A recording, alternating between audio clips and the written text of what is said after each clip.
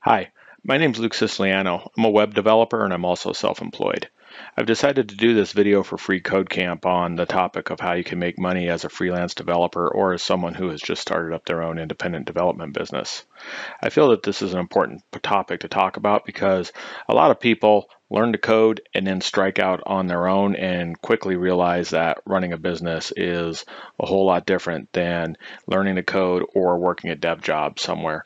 So the goal of this video is really to provide some tips and some framework for those who have decided to strike out on their own to hopefully make the whole venture A little bit more enjoyable, and B, and most importantly, a little bit more, if not a lot more profitable. So in this video, we're really going to talk about a few different things. Number one is we're going to lay out some basic rules for making money as an independent developer. And you may think, well, making money is easy. I do work for people and I make money. Well, some developers make a lot more money than others, and the things we're going to focus on in that segment will touch on why and how you can actually increase your profits and make more money as a developer. The second thing we're going to talk about is planning your new business. And what I mean by this is the fact that you don't want to just run out and hang up your sign and say, woohoo, I'm in business now. You really need to have a plan in place that deals with things such as what type of customers are you going to serve, what types of services are you going to offer, and what kind of company are you going to form, and so on and so forth. If you have all those things nailed from the get-go, then you wind up making a lot more money and having a lot less stress on the back end. So that's the second thing we'll be talking about. The third thing we'll be talking about is actually getting started. And at that point, you've made your plan, you've decided who you're going to serve, what services you're going to offer, and all that good stuff. But now you've actually got to form the business, you've got to get your infrastructure in place and all those things. And that's what we'll be dealing with in that part of the video. And in the fourth segment of this video, we'll talk about managing your business on a day-to-day basis from both an administrative standpoint as well as a development standpoint. And you're going to find that doing both are equally important, and if you manage yourself on a day-to-day basis correctly, you can really make a lot more money. So before we dive into it, let's talk about who this video is for. If you're someone who has already decided, I'm going to go the freelance route, I'm going to start an independent development shop, or you've already done that, in other words, you're already on your own somewhere, then this video is for you. If you are debating whether or not you want to be a freelance developer, whether or not you want to start your own dev shop, or just kind of debating whether you want to get a job for somebody, that's a topic I've already discussed in a prior video, and we're going to link to that in the description below with a timestamp. So I would suggest watching that portion of that video before deciding whether or not this video is appropriate for you. So with all that said, let's get to it and good luck.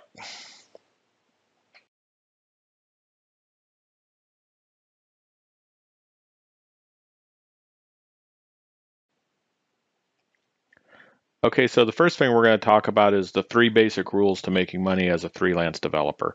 And you've got to nail all 3 of these things. Otherwise, you're really going to find yourself feeling like you're always stuck in second gear, if not first gear, and you're going to feel like you just can't get ahead in your business. And you may very well quit, right? Because what happens when you feel like you're not getting ahead? You certainly don't want to continue with something. So understanding the 3 rules to making money as a freelancer is key before we get into anything else. So what are the 3 rules?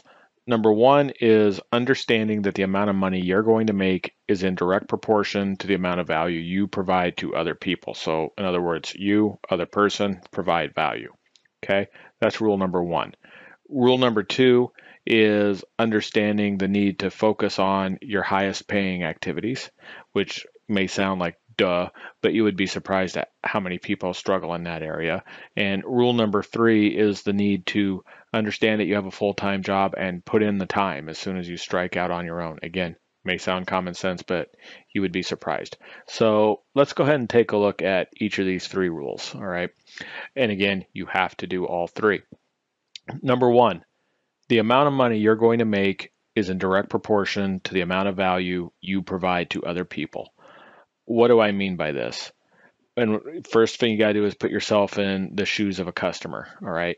The customer doesn't care about your experience. The customer doesn't care about, what languages you know. They don't care about how much time you're going to put into something. All that matters to them is the amount of value their business receives from the product you provide to them, right? Let's say, for example, you're building an app for, let's say, a little restaurant, and the restaurant owner says, "Hey, I want an app where people can order food online. I want an app where people can make reservations online, see my menu, things of this nature."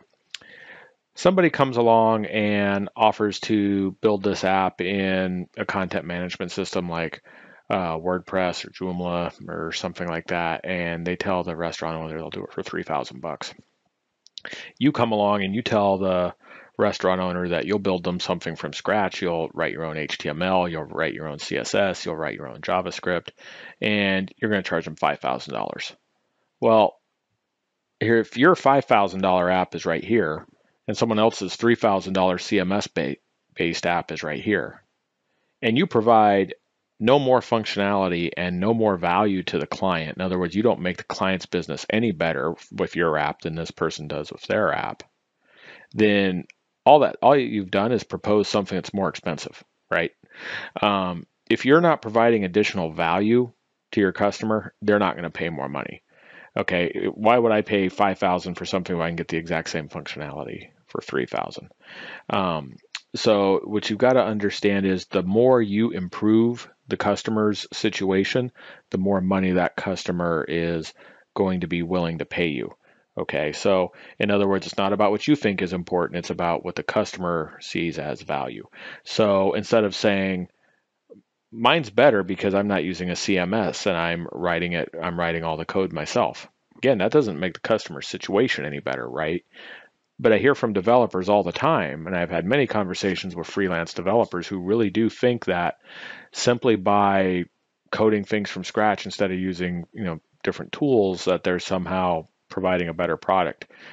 Well, these are people who don't understand it's about providing value to the customer. So if you're going to write something from scratch for the customer, what you need to do is explain how your app provides value that the other one doesn't. So for example, hey, that person's building you an app in a content management system. Here are some of the limitations in the content management system. It may limit you in terms of how you want to grow your business. With the app I'm going to write for you, however, you won't have those limitations, and then you explain to them about how your app provides additional value that the other one doesn't. In other words, value meaning your app allows their business to grow more than the other app does. Okay, so taking the approach of understanding that you've got to explain value to your customers is how you're going to make more money. Always put yourself in your customer's perspective and ask yourself, what is it the customer is looking for?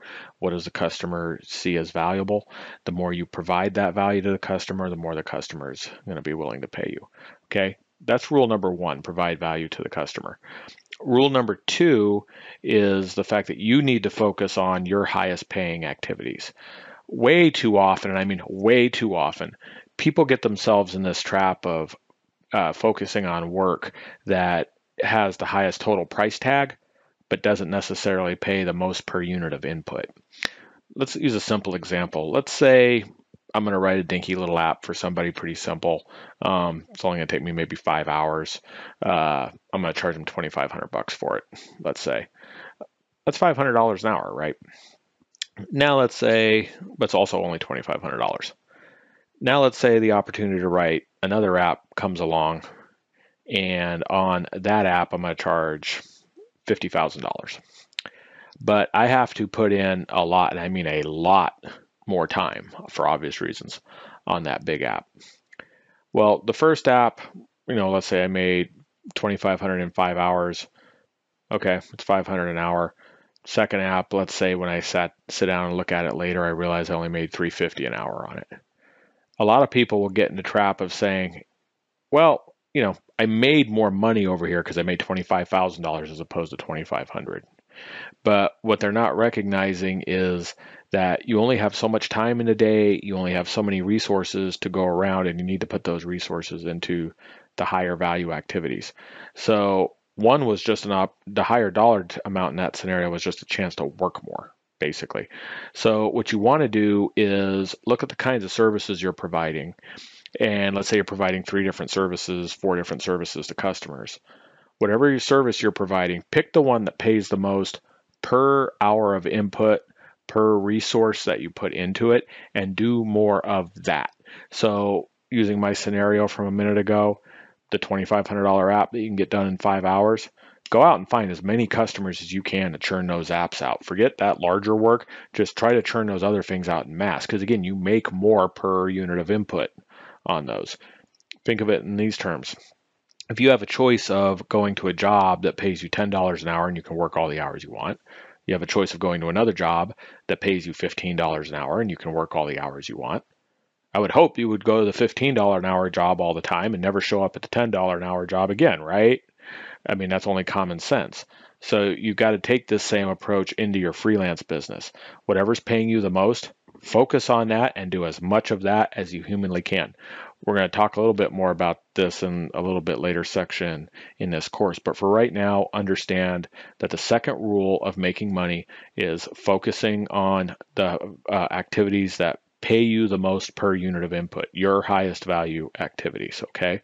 So rule number one, provide value to the customer. Rule number two is focused on the activities that are of the highest value to your freelancing business.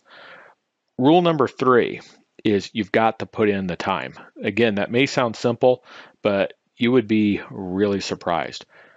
Once you decide to go out on your own, you have a full-time job. You need to work full-time at your business. This may sound like a shock, but you don't get paid for not going to work, okay? So let's say you've got two customers, you're just starting out, and right now those two customers keep you busy for, say, 15 hours a week. A lot of developers are going to do that 15 hours of coding work and customer service every week.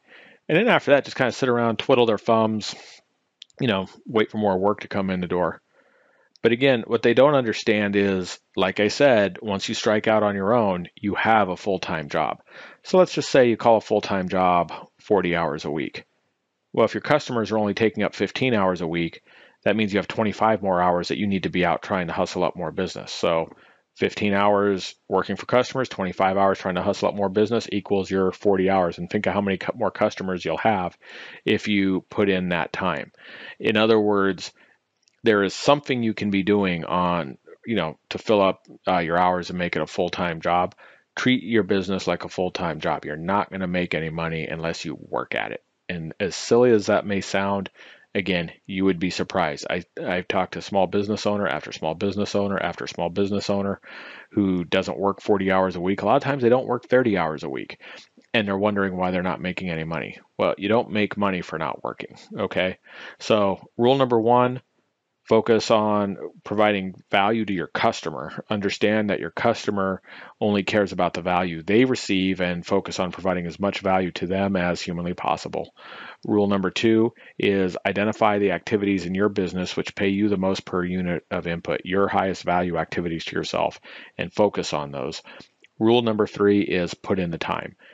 If you follow those three things, you really are going to be ahead of a very large percentage of other freelance developers out there. And I mean a very large percentage of them. You are ahead of the game from the get-go just by understanding those three things, okay? And because you're going to understand those three things, that's why you're going to do well working for yourself. So now that we've talked about the three basic rules of making money, let's talk about the planning stage of your new business.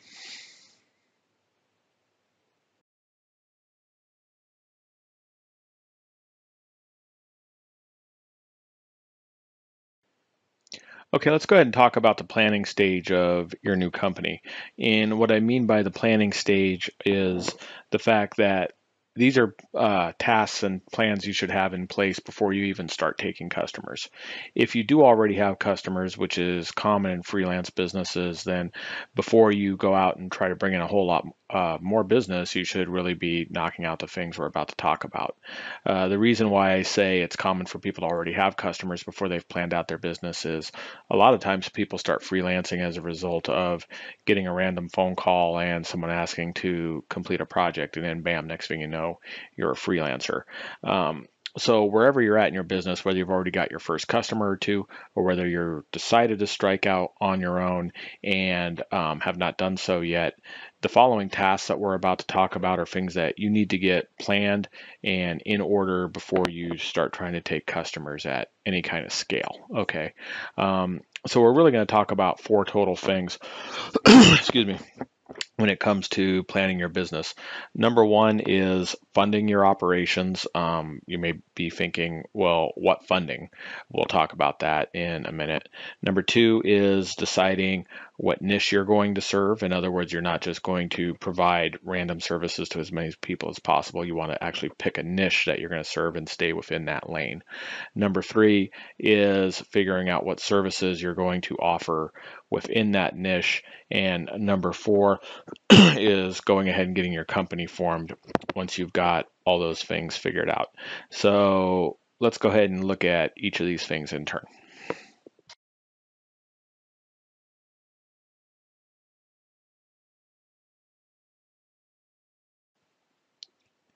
Okay, so the first thing we need to talk about is how you're going to fund your new business. And right now, when you hear that, you might be thinking, what funding's involved as a freelancer? All I need to write code is my laptop, and I already have that.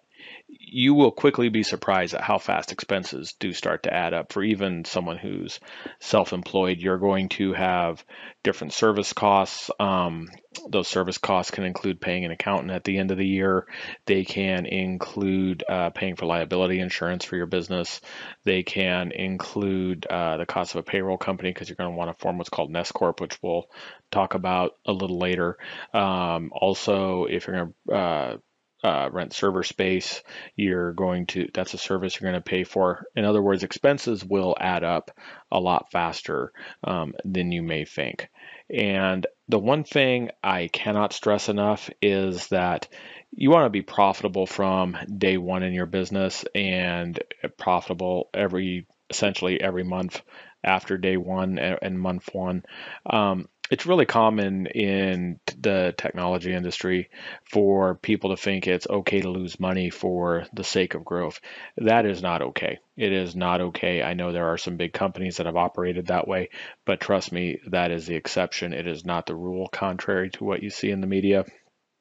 What I would strongly suggest is that you read a book called Profit First. We're going to link to it in the description below. It talks a lot about why it is not okay for you to ever be losing money. So in other words, you want to be profitable from day one, and you want to never be unprofitable. Okay. So since you need to be profitable from day one, the first manner of business is figuring out how to fund your operations. Do not go into debt to start your business. Okay. Mark Cuban is on record as saying that only idiots would take out a loan, or worse yet, use a credit card to start a business. If you take out a loan, trust me, the bank doesn't care if you are making money or not. You've got to make those payments.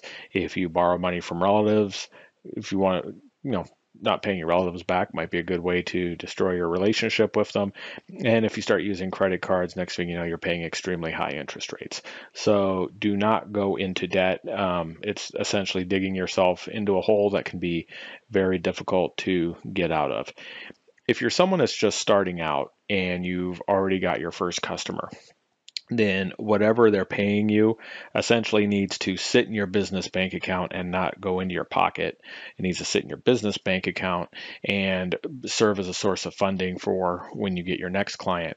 If you don't have your first client yet and you're striking out on your own, then as we talked about in our last section, you need to be working 40 hours a week at your new business, but you also need to be making some other money on the side to support yourself. So whether that's through some kind of side hustle, whether it's driving for Uber or whatever, you need to be self-funding in this. In other words, your business needs to fund itself. And if you're just starting out, then you need to fund your new business from whatever your other form of employment or income is. In other words, be self-funding and profitable from day one. Do not take out debt.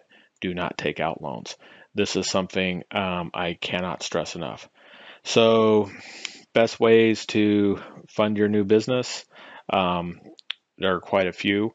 Like I said, if you have a full-time job and you've decided to go the freelance route, then guess what? You now have 2 full-time jobs. Stay at your current job while working full-time at your freelance gig until you're in a spot where you can quit the full-time job, which if you're hustling up at the freelance gig and working full-time at it, you will be able to quit your full-time job pretty quickly. Okay, so your current source of your current employment can be a form of funding. If you've got your first client, again, what they pay you should just sit in the operating account. There's funding for your business. Don't take it out and spend it. Leave it in there to fund the business. If you don't have a job currently and you are striking out on your own as a freelancer and you don't have any clients, then again, what you need to be doing is driving for Uber or finding other ways to make money and live off of that and leave some in the in your reserves so you can also fund your business going forward. But fund your business with cash that you have and cash that you earn. Do not fund it with debt. That is something I cannot stress enough. One of the best ways to make sure your freelance business fails is to start taking on debt. Okay, and just think of it like this: it's pretty hard to go broke if you don't owe anybody any money, right? When you think of people who go broke, it's usually because of debt. Avoid debt in your new business. I can't stress this enough. This is something I'm not going to go on and on about. Instead, again, read Profit First. It's linked to in the description below. Okay, so since we've talked about the biggest rule of funding your business, avoid debt and fund it from other sources, let's go ahead and talk about picking a niche for your new business.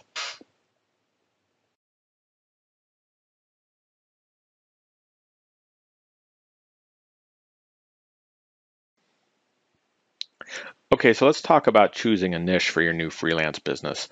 And what do I mean by niche? By niche, I mean you need to select a relatively narrow group of customers you're going to serve and or a relatively narrow group of services you're going to provide. You do not want to take the approach of saying, I need work, I will take whatever is available and whatever comes in my door. Picking a niche is a strategy for making more money. Taking whatever comes in the door is a strategy for making less money. So let's look at 2 things. Number 1, let's figure out why it is you need a niche in the first place. And number 2, let's go about how you pick that niche, okay? So number 1, why do you need a niche in the first place? Well, as I just said a second ago, it leads to you having a less scalable business. Let's use a really simple example. Suppose I own a restaurant and I come to you and I say, hey, I want you to build me an app for my restaurant that does A, B, and C. Okay. To get that app working, you may have to incorporate some third-party applications into it, which means you have to go out and research those third-party applications. You have to figure out what you need to do to incorporate them in the app when you build it, and so on and so forth.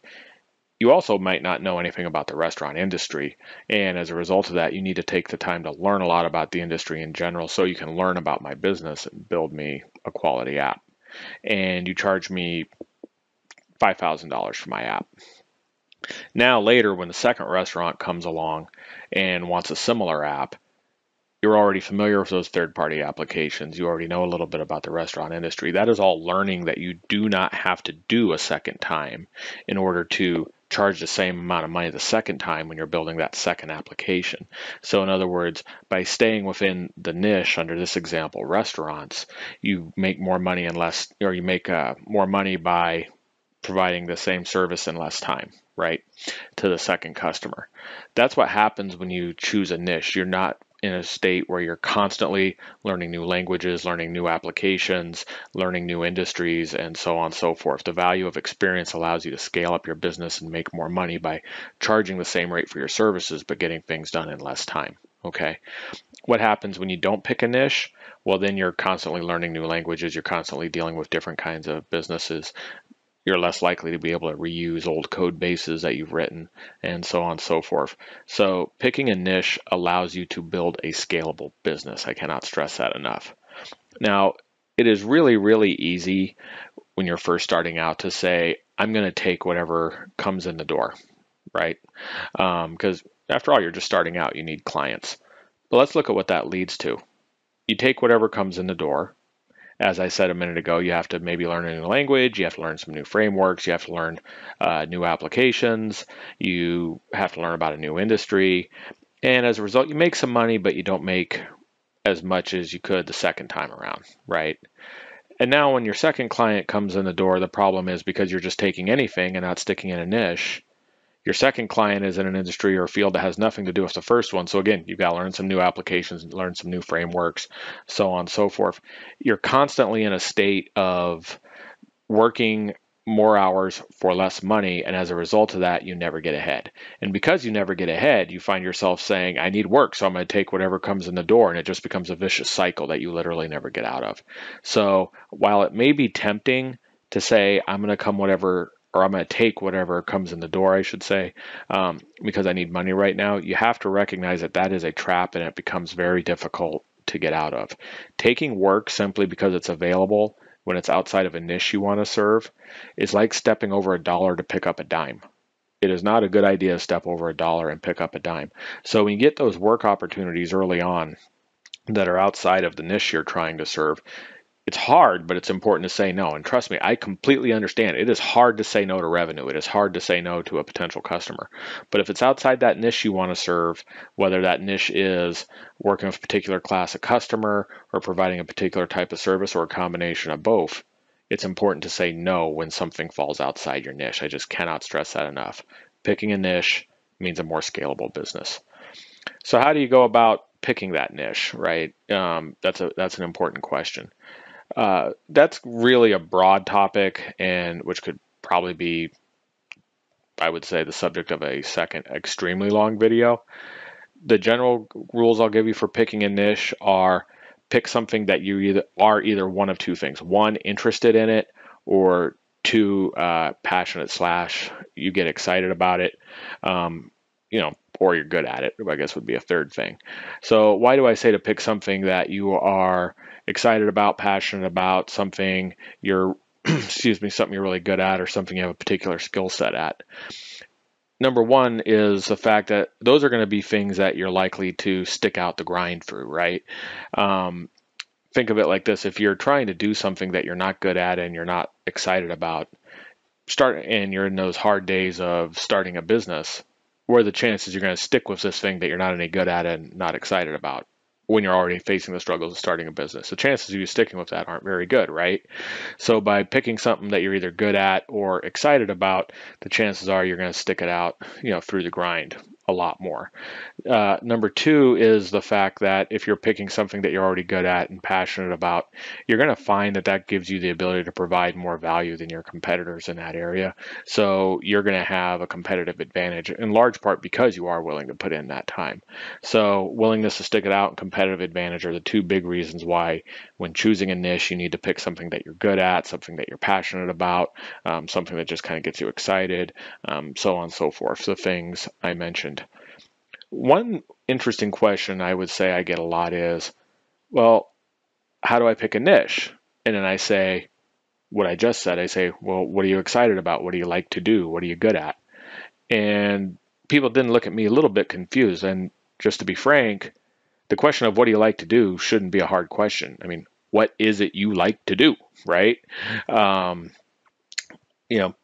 things you are interested in personally, and then try to make those your business, and then that's something you're going to be more likely to stick with over time. Don't overcomplicate the idea of finding something that interests you and then just kind of rolling with it. I cannot stress that enough. So number one, pick a niche. Number two is when you're picking that niche, find something you're interested in, something you're excited about, so on, something you enjoy, so on and so forth. Okay, so now that that's out of the way, let's get on to the next part of our video.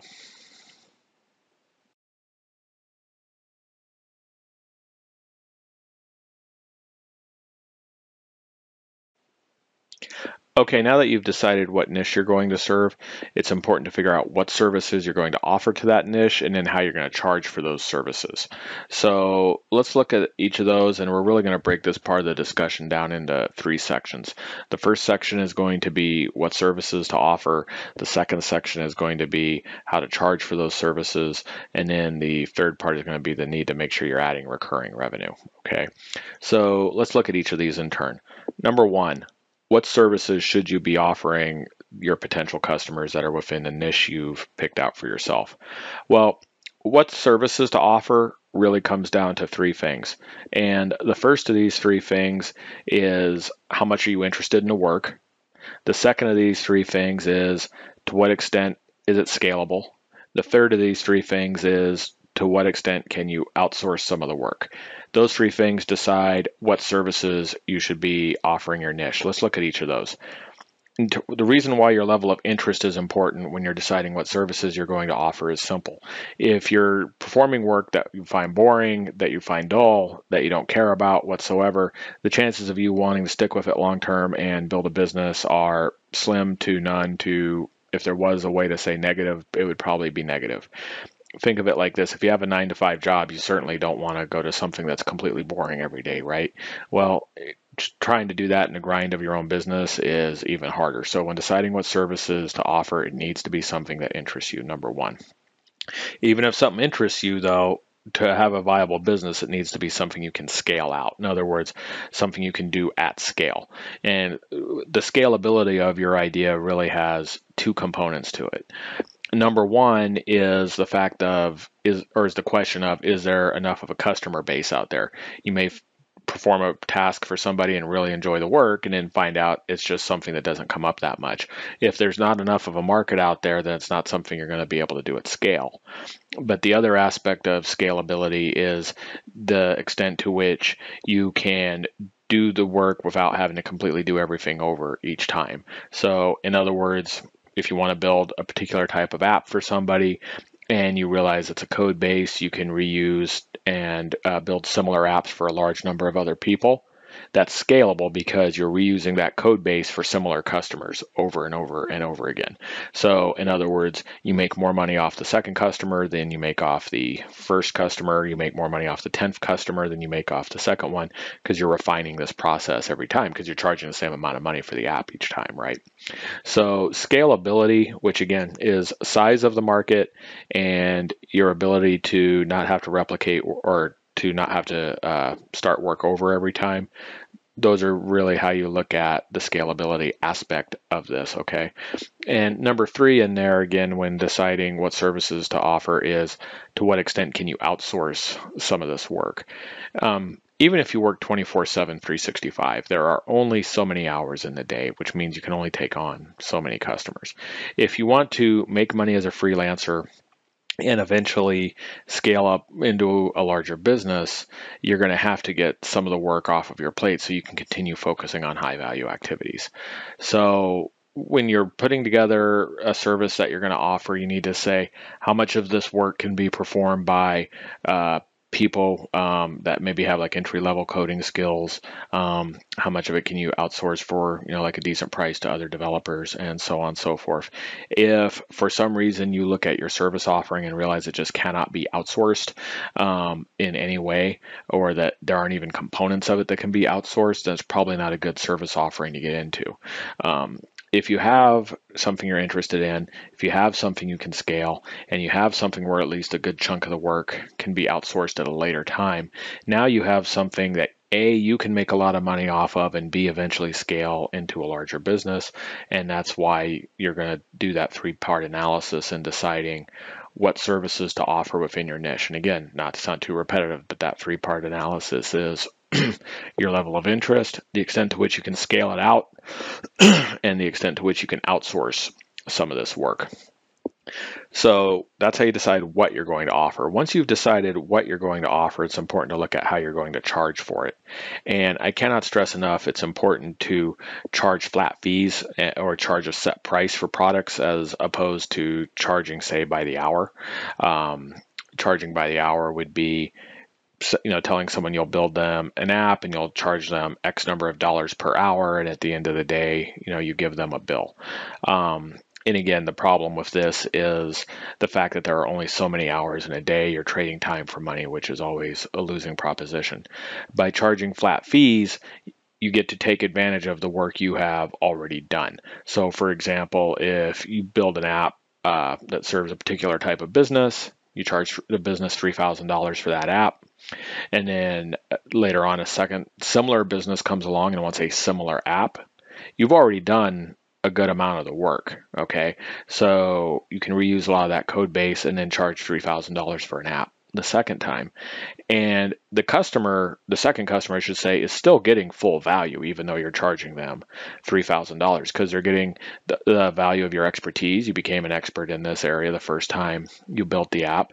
They're getting the fact that you would have already worked any bugs out of the app because you probably debugged it as part of dealing with the first customer, and so on and so forth. So by charging flat fees, you make more per unit of your own input, and you actually give better value to the customer. So it's good for both sides. You make more profits, the customer gets a better experience. And then the last thing I'll say when it comes to choosing what to offer, pricing that offer, is the third thing would be the need to add recurring revenue. And this is revenue where you don't necessarily have to make a brand new sale every month in order to bring in some income into your business. In one of our businesses, for example, we have virtual private servers, and then we offer the clients the option to have us host their app on our servers, which we do, and then so we essentially resell server space, and then the clients pay a flat fee for that every month. So on top of the fact that we just have money coming in every month for new sales to new customers, there's a certain aspect that we can just count on coming in every month, again, for that recurring reselling revenue. Having recurring revenue really helps to kind of take out some of the highs and lows of working for yourself. Otherwise, you might have months where you make a whole lot and months where you make a little. Having that recurring revenue really gives you some flexibility to let you kind of go along with your business. Okay, so we've just talked about what services to offer, how much to charge, and we've talked about the need for recurring revenue. So with all of that said, let's get on to the next part of our video.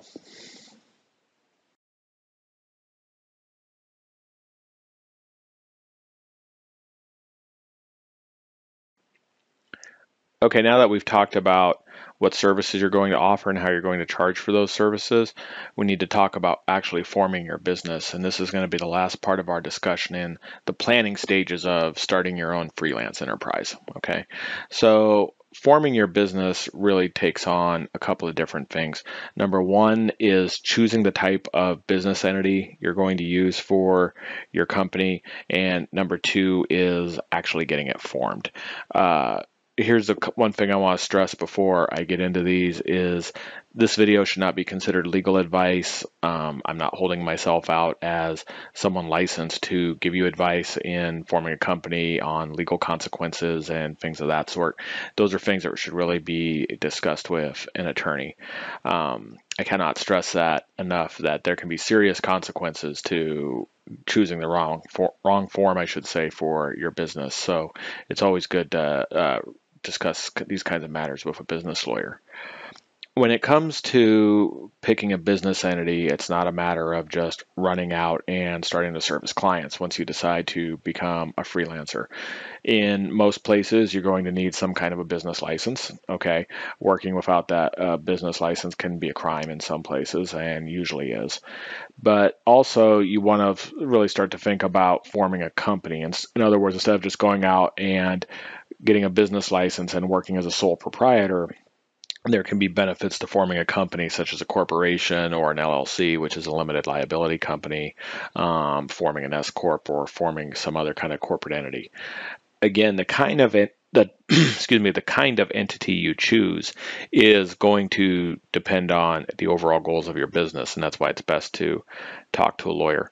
What we do in our company is we've chosen to operate as an LLC, a limited liability company. The benefits of an LLC are, number one, it is an actual separate entity. In other words, it's considered a separate legal entity from my partners and I. So what the LLC means is that when our customers sign a contract, they don't sign it with us as individuals, they sign it with the LLC. They don't pay us as individuals, they pay the LLC. When business expenses come up, they don't get paid by us personally, they get paid by the LLC. The LLC has its own bank account and things of that nature. If we need a contract for services, like if we have to rent server space, the LLC signs the contract with somebody else. Not, we don't sign that as individuals. the many benefits of having an LLC include protections from liability. So like, let's say, for example, we were to sign a long-term contract with a vendor. Let's say we signed up for server space and had to sign a 1-year commitment for that. And let's say after 6 months, for whatever reason, our business fails and we don't want to be in business anymore, and the server space vendor decides to try to take us to collections or to even sue us to collect the rest of the money they were owed, they could only sue the LLC. They could not sue us as individuals, generally speaking. So in other words, it protects your individual credit, your individual assets, and things of that nature. It can also protect you under the right circumstances from liability from your clients. So, if a client ever comes along and says, hey, I hired Joe Developer to do this software work for me and he bungled my app and I'm suing them for damages. Well, if their contract is with an LLC, generally speaking, they can sue the LLC and not the individual. So having an LLC really does provide you with liability protection, which can be really crucial when you're going into business. One of the other big benefits of having an LLC, which again is what we have, is that it comes with several tax advantages. Namely, allows you to save on what would be self-employment taxes that you would pay if you're just working as a sole proprietor. The discussion on how having an LLC can save you on self-employment taxes, it can be quite lengthy, and I've actually done a separate video on that previously for freeCodeCamp. We're going to link to that video in the description below. Okay, so when you're trying to decide what to do, I would suggest watching that video. But again, the first thing I would suggest you do is talk to some kind of business law attorney or corporate counsel on what is the best fit for your particular situation in your particular location to meet your particular goals. So the one thing I want to stress in this is don't just run out and start doing work. Figure out what kind of entity it is you should probably form and get that entity formed before you go out and get the appropriate licenses before you go out and start trying to hustle up work for your new business. So now that we've talked about the need to form some kind of business entity or at a minimum get the appropriate licenses, we're all done talking about the planning stage for your new business. Your new business is officially planned. Congratulations. It is now time to actually get started on doing some work and making some money. So let's get to it.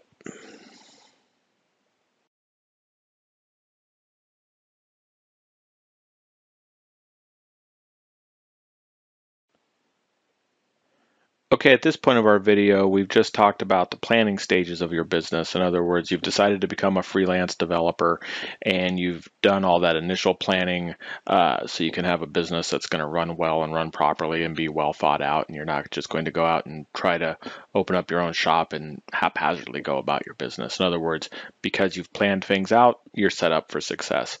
Now we need to talk about some things you need to do initially to actually get the doors open to your new enterprise, okay? And those areas that you need to get knocked out first are going to really fall into two categories. One is administrative tasks that you need to get set up and ready to go before you start taking customers. And the second is marketing items that you need to get set up and ready to roll before you start taking customers. And the third thing I would say you need to do on top of those is before you even start taking a customer is decide right now you're going to be a continuous learner. And I'll talk about all three of these in a minute and what I mean by each of them. But the one thing I want to stress before we get into your checklist and things to do when it comes to starting your own business is the importance of starting off on the right foot, okay? In other words, you need to have all your administrative and clerical and legal requirements met before you start taking customers. You need to have a lot of your marketing infrastructure in place before you go out and start taking customers. And you also need to be just learning about new things before you start taking customers. The reason I say, especially when it comes to your administrative and marketing stuff, that you need to have these things organized and have all your ducks in a row before you really start trying to run your business is because if you don't get these things organized now, then running your business later is going to be much harder. Just think of it like this. You don't get you don't get very well organized when you start up shop. As a result, there were documents you were supposed to file with the IRS or the Secretary of State that didn't get filed, but then you just started taking customers, right? And then you're right in the middle of a coding project and you get a notice from the Secretary of State that some items need to be taken care of immediately. Otherwise, you will no longer be legally allowed to do business. This means you would have to stop your coding project in the middle of what you're doing to go deal with an administrative headache that should have been dealt with before. As a result, your project's probably going to be delayed to the client. The client's going to be unhappy. You may have to give them a partial discount, if not a refund, and it's just going to create a whole host of headaches for you.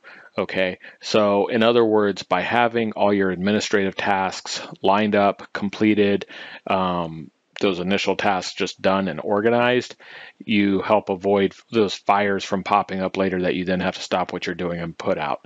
And by being organized in the beginning, you make more money later. And the same is true with your marketing. If you've got your marketing infrastructure in place, then you don't have to stop what you're doing later in a mad panic to try to drum up clients. Okay, so the one thing, again, I just cannot stress enough is get all your ducks in a row and get organized before you even start taking customers. So again, let's look at it from an administrative standpoint, a marketing standpoint, and then things you need to be learning about on an ongoing basis.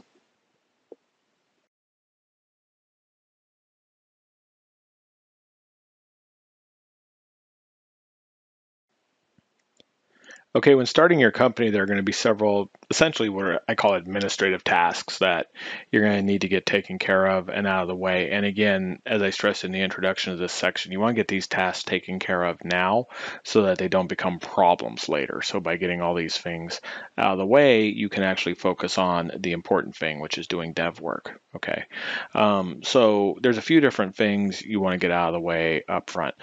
Number one is you got to decide if you're going to form a company or work as a sole proprietor. I talked in a previous section of this video about why we use an LLC in our business. Talk with an attorney or a lawyer, get a consultation with a business law lawyer about whether you should form a corporation, whether you should form an LLC, whether you should form some kind of partnership. In other words, talk to an attorney to see what's best for your particular situation. We use an LLC in our business, and I know a lot of times that's what an attorney is going to suggest to you, but talk to a lawyer and figure out what actually is the best course for you, given your particular needs, your particular circumstances, the laws and regulations of where you live, and so on and so forth. So number one is get your company formed. But after your company is formed, it's important to make sure that you're keeping up with the business requirements of wherever you live. So for example, in Ohio, where I live, once you form your company and you get your business license, you don't need to renew your business license every year. But there are other states where you do need to renew your business license every year. In Nevada, for example, along with renewing your business license every year, you have to file what's called a list of officers every year. So the reason I'm telling you all this is to stress the importance of the fact that the rules and regulations you have to follow are going to be different depending on where you live. So it's really important that you know the regulations and rules of where you live and you keep up with them. And again, having a lawyer will help you to do these things. If you don't keep up with those regulations, then you might lose your ability to do business. If you're in a place that you have to renew your business license every year and you don't renew it, you may actually be committing a crime by engaging in business without having the appropriate licensing. So in addition to getting your company formed, make sure you're aware of your local regulations and that you're keeping up with them. So number one is decide what kind of entity you're going to form and keep up with your local rules and regulations. Number two is to get a separate address for your business. Generally speaking, I personally consider it a bad idea to use your home address as your business address. There's no reason you can't, but that means, for example, putting your home address on your company website. That means putting your home address on any contracts you sign with clients. That means having business mail come to your house, so on and so forth. For just personal peace of mind reasons, it can be a good idea to have a separate address for your business. And then also, if you're going to be forming a separate entity like an LLC, there may be other benefits to having a separate address, and you'd want to talk about those benefits with an attorney as well. In terms of where to have a separate address, lots of excuse me, lots of freelance developers will use just a post office box, since a lot of freelancers are working out of their house. If you're working at a shared space such as a WeWork or a Regus, a lot of times you can have that shared office space and receive mail there. So if you're considering one of those kinds of spaces, ask them what kind of services they offer in terms of, you using their address is your business address, receiving mail there, and things of that nature. So post office box, some kind of shared office space. In other words, there are low-cost options for having a separate mailing address for your business.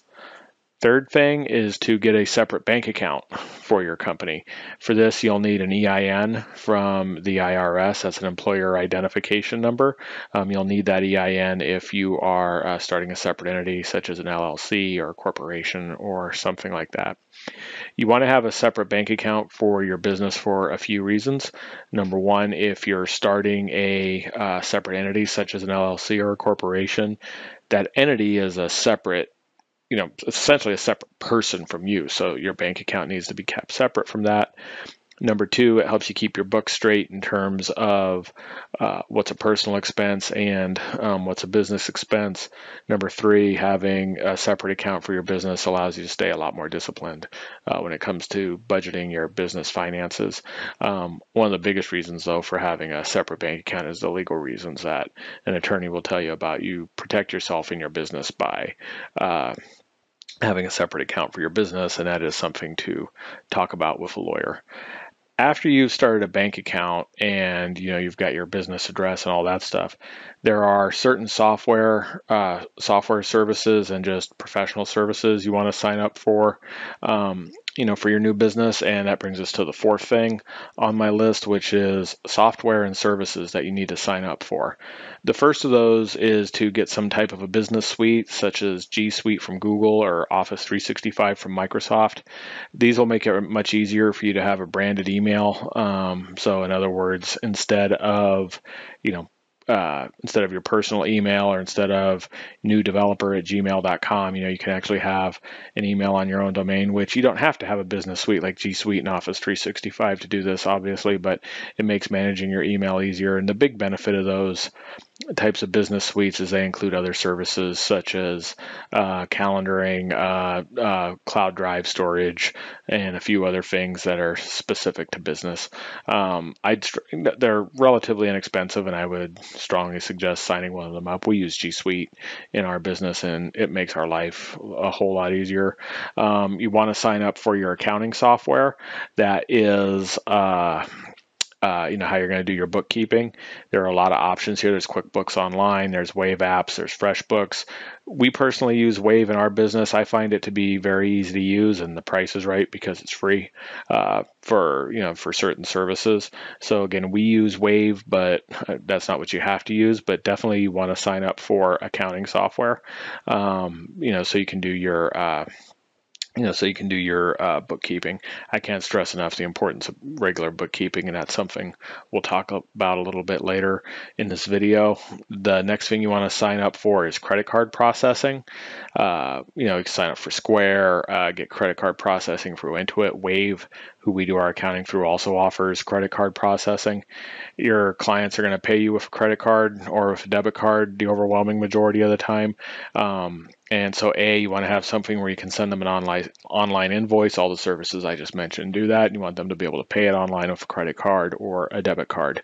One of the reasons I say to get this set up now, even if you don't have a customer, is just think about it for a minute. It's a little bit awkward if client number one calls you, talks to you on the phone, says, okay, I want you to build my app. You tell them it's $3,000 and they say, great, send me an invoice. And you don't even have your software set up yet to send them the invoice. So in other words, get your software set up now, and your billing set up now, and your credit card processing all set up now, and you can send them the invoice right away. It doesn't take long to get this stuff signed up, so just get it done now. There is no reason to be doing it later when you need to send something to the client. Just get out of the way and sign up right now. The next service, I should say, you're going to want to sign up as a payroll service. We use the full service payroll offerings from Intuit, which is the parent company of QuickBooks. If you are starting an LLC, an S corp, or an LLC to be taxed as an S corp, I should say, or a corporation, you're going to need to pay yourself as an employee. And again, the specifics of that are something to talk about with a lawyer. But you are going to need to pay yourself as an employee in addition to taking distributions from the business. And once you start doing payroll as an employee, you'll find there is just a lot of paperwork that's got to be filed with the IRS, get filed with the state and your local governments and all that fun stuff. By having a payroll service to do that for you, you save a massive amount of time. We pay a fee every month to Intuit Full Service Payroll, and they take care of all of our paperwork for us. I mean, 100% of it, and it just makes our life so much easier. It is so worth the cost, and it allows us to stay in compliance in terms of everything we need to be filing in terms of payroll. So there are other services you're going to need to sign up for and other software products you're going to need to sign up for, but the ones I would stress immediately to make sure you're ready to roll with are, again, your business suite, such as G Suite, Office 365, Zoho, any of those companies that have similar offerings. Excuse me. Your accounting software, we use Wave, but again, there's offerings such as QuickBooks Online, FreshBooks, and several others. Sign up for a credit card processor, such as with Stripe, Wave, Square, Intuit credit card processing, any of those. And the fourth one on that list is to get signed up for a payroll service. I just cannot stress all those things enough. The next thing you're going to want to do as part of your administrative tasks getting going, this is the fourth thing on our list. Remember, first one was get your company and entity formed and know your licensing requirements.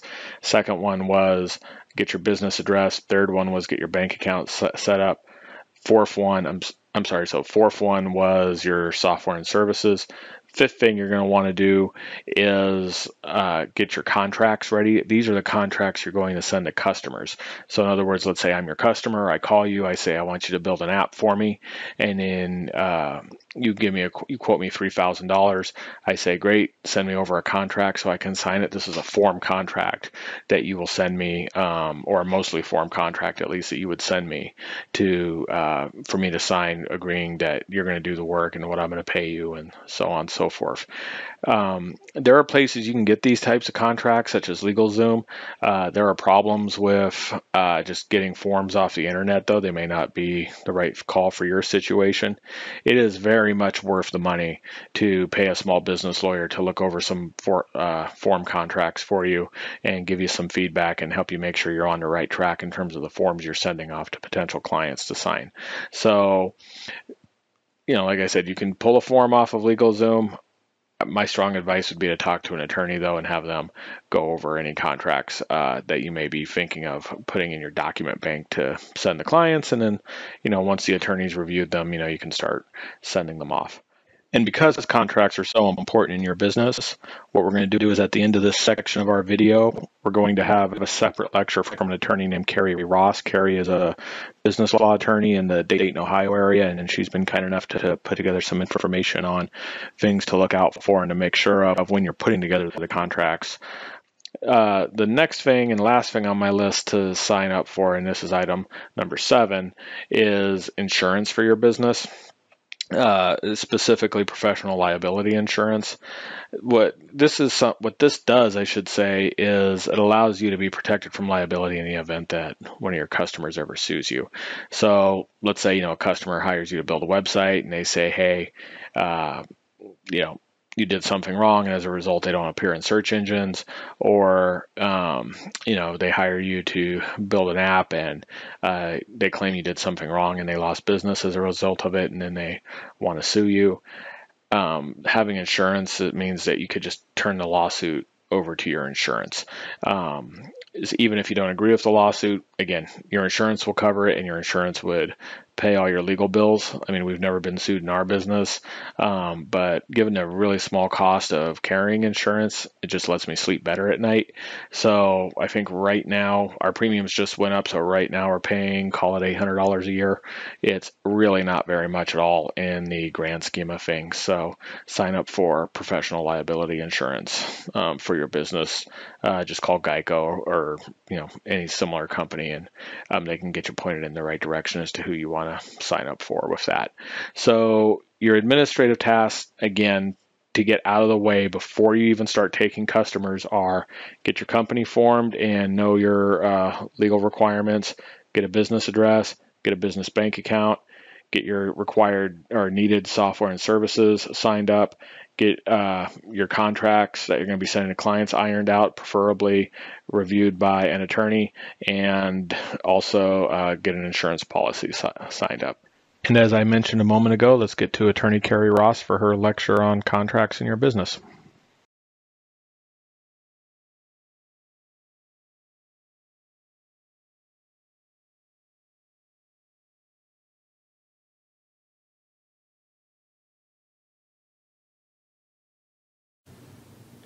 Hi, my name is Cari Ross. I'm a business attorney and an estate planning attorney with Ross Legal Services in Dayton, Ohio.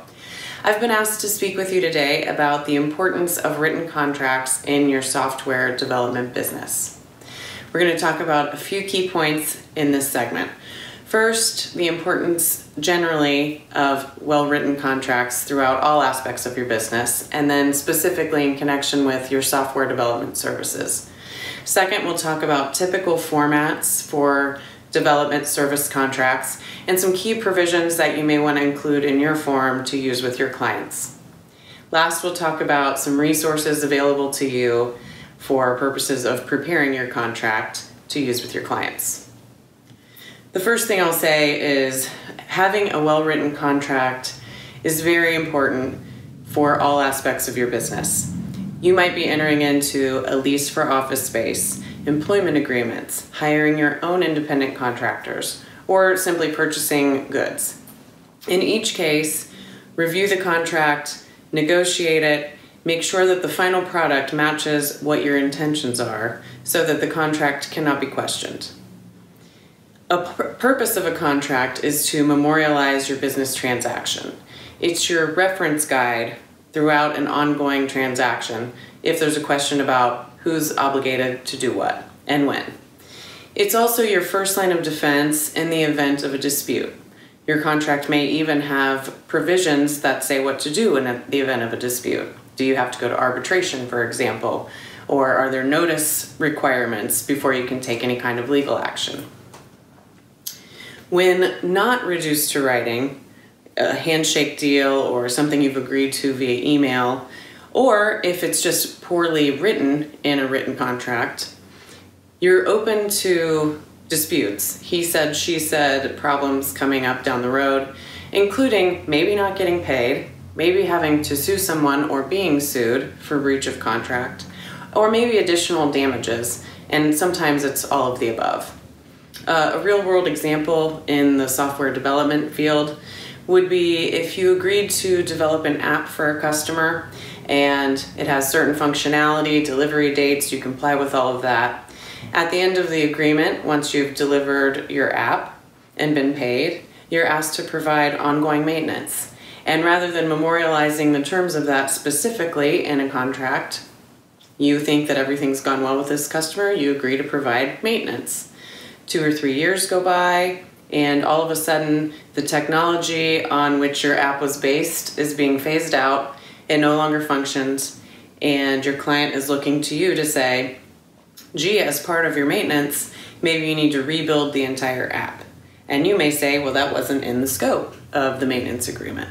So where do you look? You look at your written contract, and if you haven't memorialized the terms of that clearly, you could be left in a lurch. So at this point, let's turn our attention to the typical format for software development contracts and some key provisions you may want to include.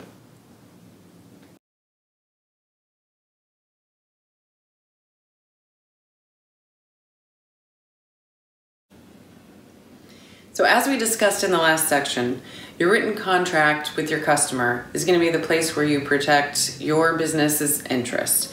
And in the context of an app development or software development, you're protecting you. Your talent is what's delivering the project and the product at the end of the day. So that's really what your contract is geared to protect. Clients will ask you to provide a contract 9 times out of 10. Unless you're working with the Microsofts or Amazons or large development houses of the world, your clients will not normally have their own development contract form. So you want to be prepared when you make that sales pitch in advance so that you're not holding up your sales process or closing your deal because you need to go back to the drawing board and come up with your own contract. If a client does present you with their own form, it's really important to read this closely, understand what you're agreeing to before you finalize it. You may not feel like you have that much leverage, and you may not. But as long as you know what you're signing ahead of time and make sure that it's not going to impact your activities going forward, then that's important. Things to watch out for would be restrictive covenants that prevent you from creating the same or similar software or applications for people in competing industries. So non-competes, non-solicitations, those types of things should really be watch-outs. The common format that I typically see for services agreements is an independent contractor agreement plus a statement of work that is attached to the back of it. You can call it an independent contractor agreement, you can call it a services agreement, software development agreement. That really doesn't matter as much as the fact that you're going to have your general basic terms that stay for the most part the same from customer to customer in your independent contract agreement, and this attachment on the back where you can customize the transaction to match what you're actually being asked to perform. Common provisions that you would see within the independent contractor section: clearly you're going to identify the parties, the date you're signing the agreement in each of these right off the bat. But in the contractor agreement section, you'll cover things like termination rights. Who has the right to end the contract, for what reasons, and what procedures in place when that happens. Do you get paid for partially completed work, or how does that work? Things like insurance, indemnification, obligations where you're risk sharing with the other side in case something goes wrong, those would be negotiated in your independent contractor agreement. If you're granting any warranties for your work, or specifically saying you're not granting warranties for your work, that's typically handled in this section as well. A word of caution there: depending on where you are, most state statutes have specific requirements that imply certain warranties unless you disclaim them specifically. And if you are going to disclaim them, you may have to write that in a certain way in your agreement to make it enforceable. So please check in with local counsel or really do some statutory research if you have that available to you to make sure you're complying with the restrictions. You may also handle things such as the venue for any lawsuits that potentially come up, governing law that would apply to your contract, particularly if you're located in different states than your customer, or alternative dispute resolution provisions that may require arbitration or mediation prior to starting a lawsuit.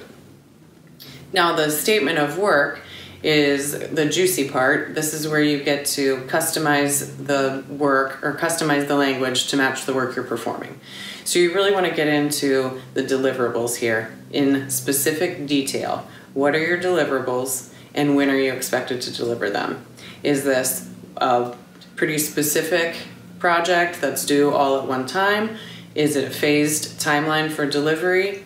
What is due when? And what are your obligations? Related to that, payment terms. You want to make sure that you're specifically saying when you want to get paid and for what. If you're delivering parts of the project along a timeline, will you get paid as those things get delivered? Do you get paid on an hourly rate, a flat fee rate? What are the terms of your payment and when are they due? And keep in mind, if this is your form, start where you want the payment terms to start and let your customer negotiate a change from there if needed. You may want to deal with specifically customer responsibilities. Depending on what you're doing, you may need the customer or a customer representative assigned to you to provide you with information or access to systems to make sure their app works. What happens if they don't do that and that delays your timeline? Are you responsible or are they responsible? Here's also the place where you deal with ongoing obligations after the ultimate project is delivered. Will you be maintaining the project? Are you responsible for updates for the project? Do you have any kind of other ongoing ongoing obligation after the delivery is done? So these are the kinds of things that you're going to want to really nail down inside of your independent contractor agreement and the attached scope of work.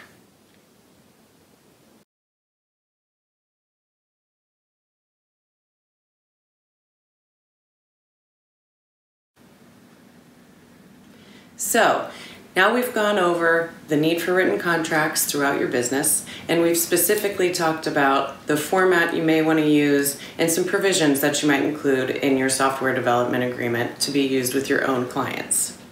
This may seem pretty overwhelming at this point, a lot to think about. The good news is there are some resources available to help you as you start to develop your own form. The first and most obvious choice is to contact an attorney to help prepare the contract on your behalf. You can explain your needs, what the contract will be used for, and have the attorney prepare that with those views in mind. This may not be in your budget, I understand that. It is possible to negotiate a flat fee with a lot of attorneys, which may save you some money over an hourly rate arrangement. It may also be possible to negotiate a reduced rate for a startup business. If this is still not within your budget, I would encourage you to contact your local Chamber of Commerce, or if you have, like we do in Dayton, a small business startup incubator firm, you might be able to contact them and receive some free or reduced cost professional services, including legal services and others such as accounting, banking, etc., through their programming. If that's not available in your area, there are numerous internet resources that you can use to start a form, such as nolo.com might be a good starting point. You can find these forms, and I keep stressing starting point because, as I mentioned in the previous segment, there are specific statutory requirements depending on what kind of services you'll be offering and what you want your contract to cover. I would encourage all of you to at least have an attorney read your form, remembering that this is an investment in your business that you'll be using hopefully over and over again with your clients. If you have any questions about anything we've covered here, please feel free to contact me directly. Good luck.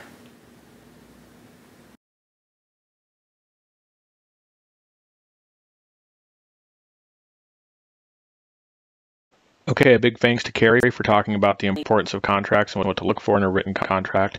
Now let's talk about what you need to be doing to market your new business.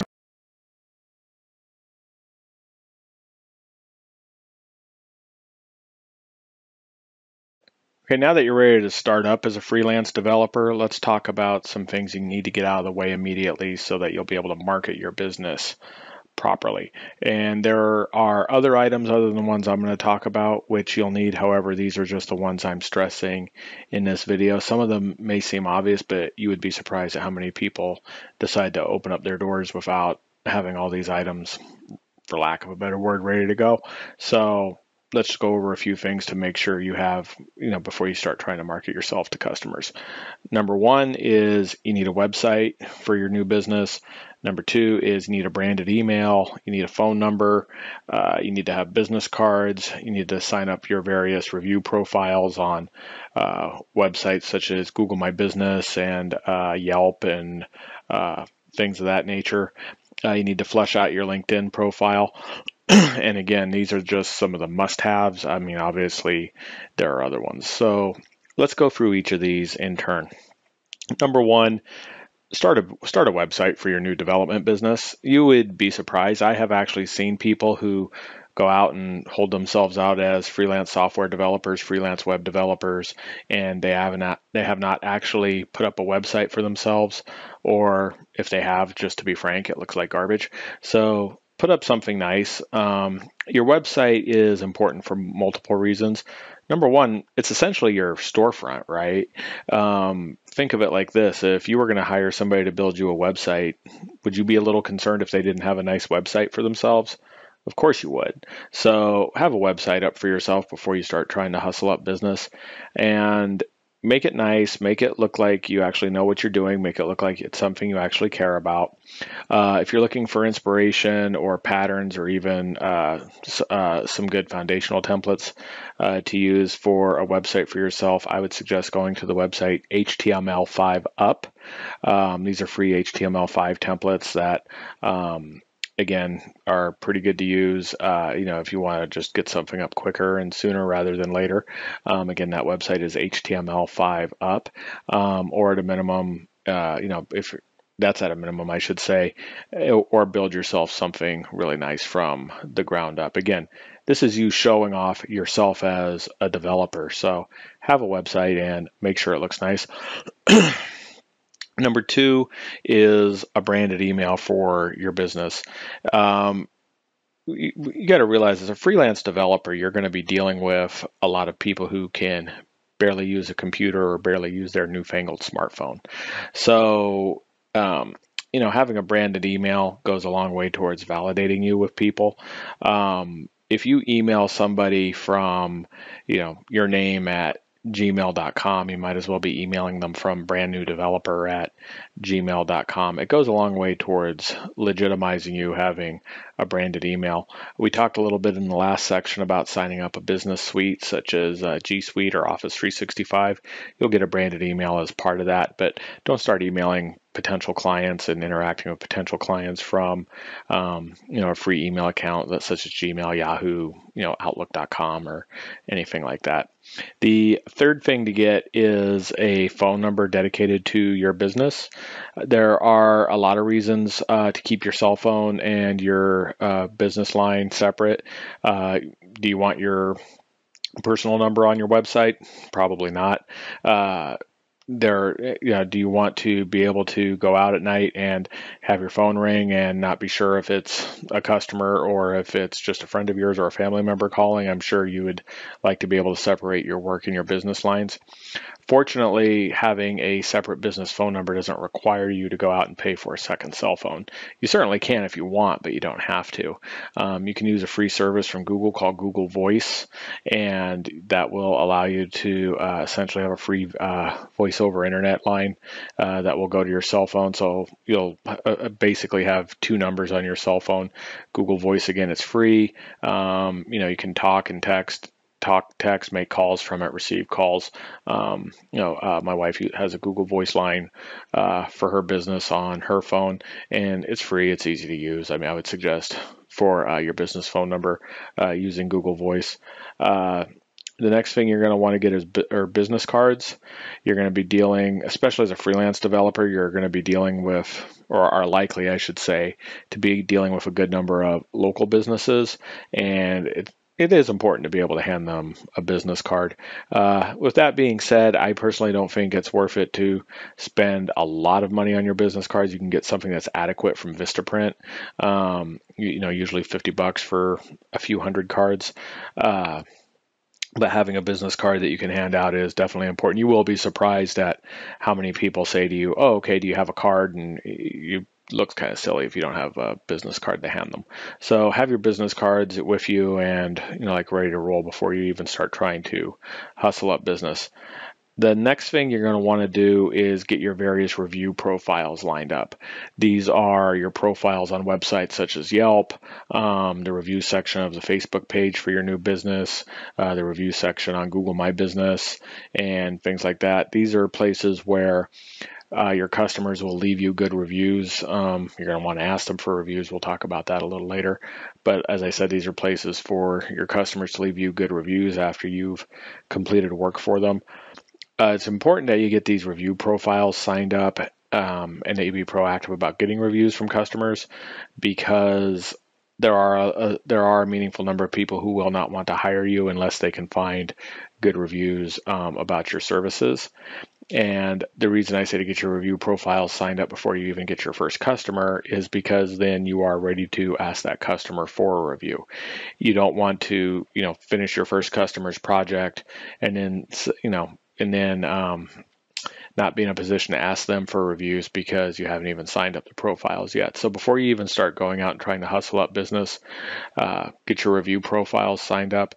The primary ones I would focus on are, again, Google My Business, Yelp, the review section of your Facebook page. Those would probably be the big ones. The next thing is to completely flesh out and kind of make your LinkedIn profile look really nice and complete. Make it really clear what skills you have. I know CSS, I know JavaScript, I know HTML, I'm fluent in other languages. Make sure those are all listed on your LinkedIn profile. Make sure your LinkedIn profile says that you are available for freelance work. Any certifications you've gotten from FreeCodeCamp, make sure those are listed on your LinkedIn profile. There are also quick certification tests you can take from LinkedIn. For example, they have one for CSS. It only takes a few minutes to do, maybe a half hour to do the test, and you'll have a citation on your LinkedIn page saying that you're considered certified in CSS. And if, as I said, have your profile say that you're available for freelance work, and you'll be surprised at how many people just start randomly reaching out to you through LinkedIn, for potential freelance work. And also, even if someone's not reaching out to you, LinkedIn is a place where people are going to look to validate you in addition to looking at the review profiles I mentioned a minute ago. So those are the initial must-haves in terms of being ready to market your new business. Again, just going through them real fast in order. Get a website up. Go to a website such as HTML5 Up if you're looking for inspiration or for a quick template you can grab. Get a branded email. Again, G Suite, Office 365, Zoho, those kinds of services are going to give you that anyway. Get a phone number for your business dedicated to your business. I would suggest using Google Voice. That's what my wife uses in her business. I've used it in the past. It's free, so I don't really see any reason starting out to pay for something. Get business cards. Again, something from Vistaprint is typically fine. Get your review profiles signed up. We're talking about Yelp, the Facebook review section, Google My Business, and get your LinkedIn profile completely fleshed out and nicely filled out. And you do those things and you're in a good spot to start marketing. I gotta stress, marketing your business. So with all that said, let's talk about why the last stage of getting your business officially started is to begin a process of lifelong learning, and then we'll be done with this module.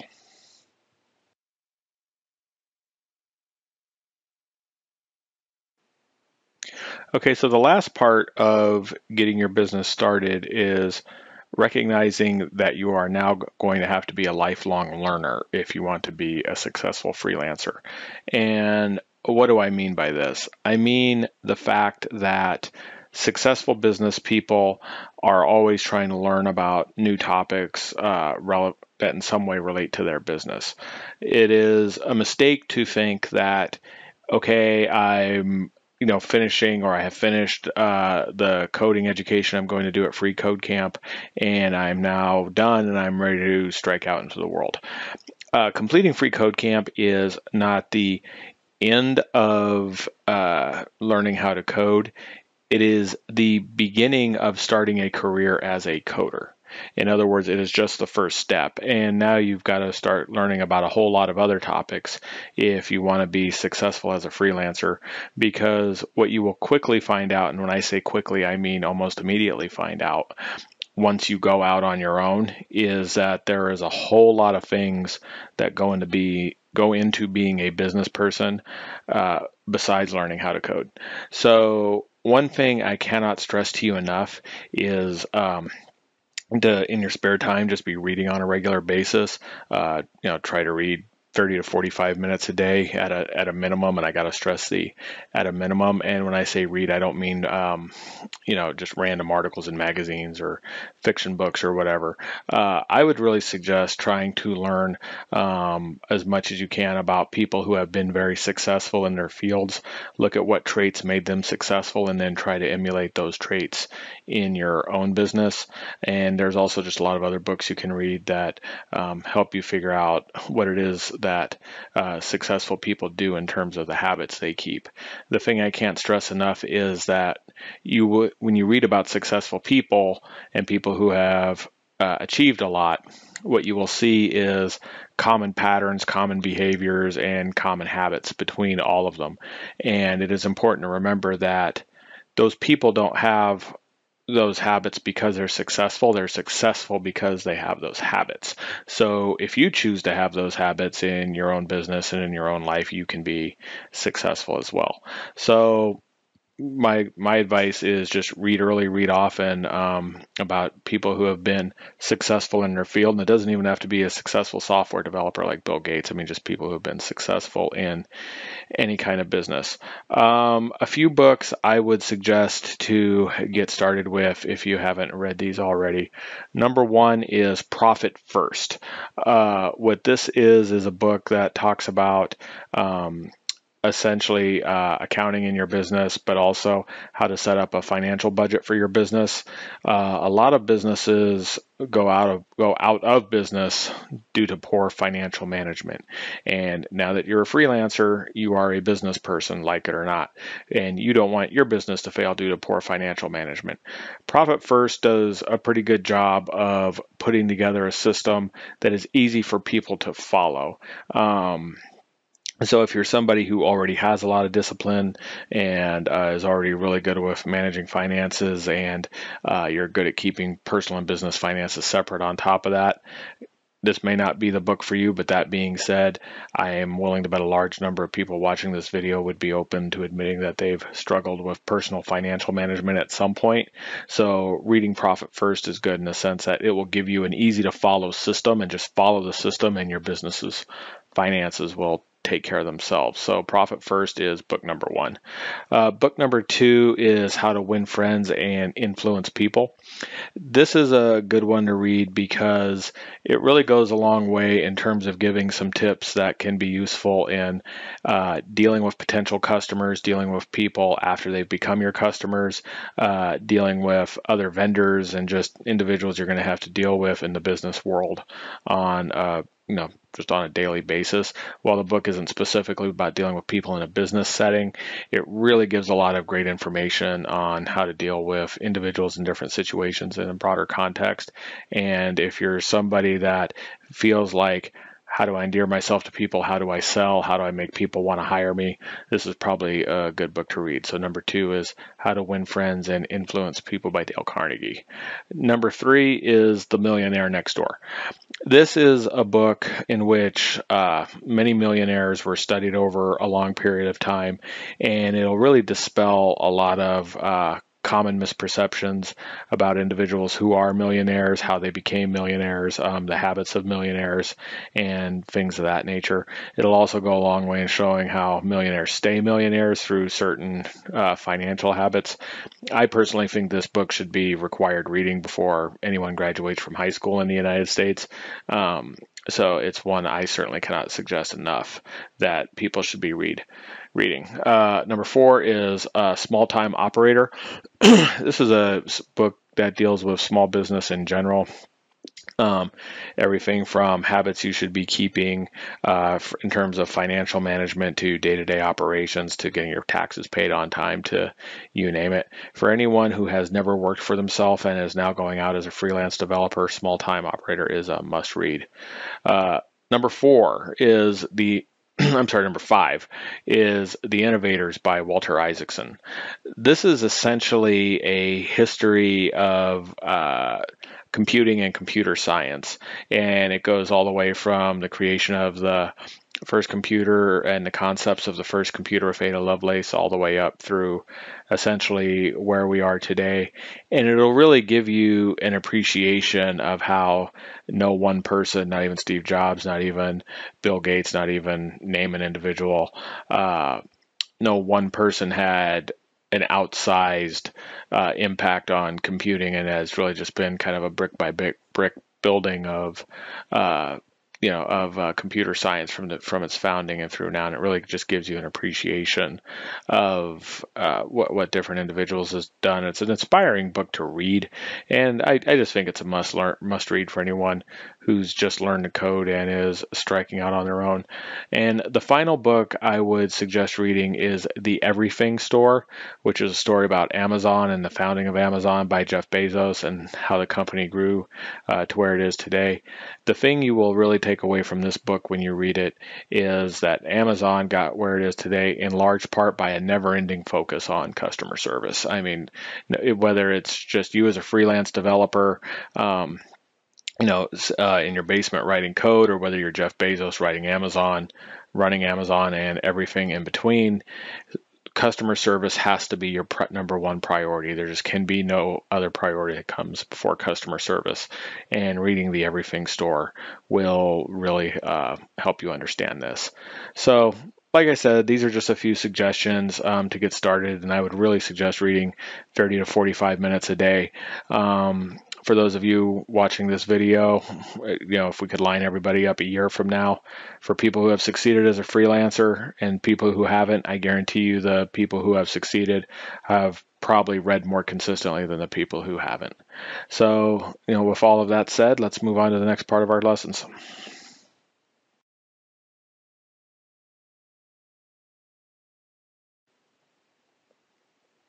Okay, we're to the point of our lessons where we're going to talk about how to get clients for your new business. After all, as a freelance web developer, freelance software developer, you're not going to be in business very long if you don't have customers, right? So really, we're going to look at a few things. Number one, we're going to look at how to get customers in the short term, because you need revenue today. And number two, we're going to look at how to build your business over the long term. How you get customers over the long term is going to be very different than how you immediately get customers today for your short-term startup business. All right. So before we dive into those, let's look at number one, why is it important to understand the difference between the long term and the short term? And then let's quickly talk about how to sell your services to people. Once you understand the need to focus on the long term, you'll see the difference between that and short-term business building. And then you'll also see that once you know how to sell yourself to people, you can just be far more effective in terms of growing your business. So first, the need to focus on both the short term and the long term in your business. The need to focus on the short term is obvious, right? Because as I said a moment ago, if you don't have customers today, you're going to be in business for about 30 seconds. So you need to get customers today. No one disputes that. You may not be taking your dream jobs. You may not be getting the work that is your first choice, but you need work. So again, you're going to go about doing things to get work today that are getting you work through not necessarily the most, how shall we say, sustainable ways. Okay, but again, you need work today, so that's what you're going to do. Over the long term, however, you're going to build a brand, meaning that you're going to build a business where instead of you going out and getting work through non-sustainable means, people are just coming to you and you're getting the work without having to put much effort into getting it. This is work that will be higher paying. This is work more along the lines of what you want to be doing long term. And more importantly, if you're not putting time and resources into getting that work, it becomes much more profitable for you. So if you only focus on the short term, you can get some business, and that's what you're going to have to do in the beginning. But if that is your sole focus and you're just constantly, and I do mean constantly, in that state of trying to hustle up new work, looking for the next job, things of that nature, and you just never really get your business out of second gear. If, however, you keep your focus on building a long-term brand, you grow your profits in your business really fast. So that's why it's important to, in the short term, go out and get some clients, do what you have to do to hustle up work, but also be building a long-term brand. So I cannot stress that enough. Number two is how to actually sell yourself to customers. And whether you're trying to sell to people in the short term or whether you're trying to sell to people in the long term, I cannot stress enough that you need to view yourself as a problem solver. We talked about this in an earlier section of the video when we were talking about the need to provide value to your clients.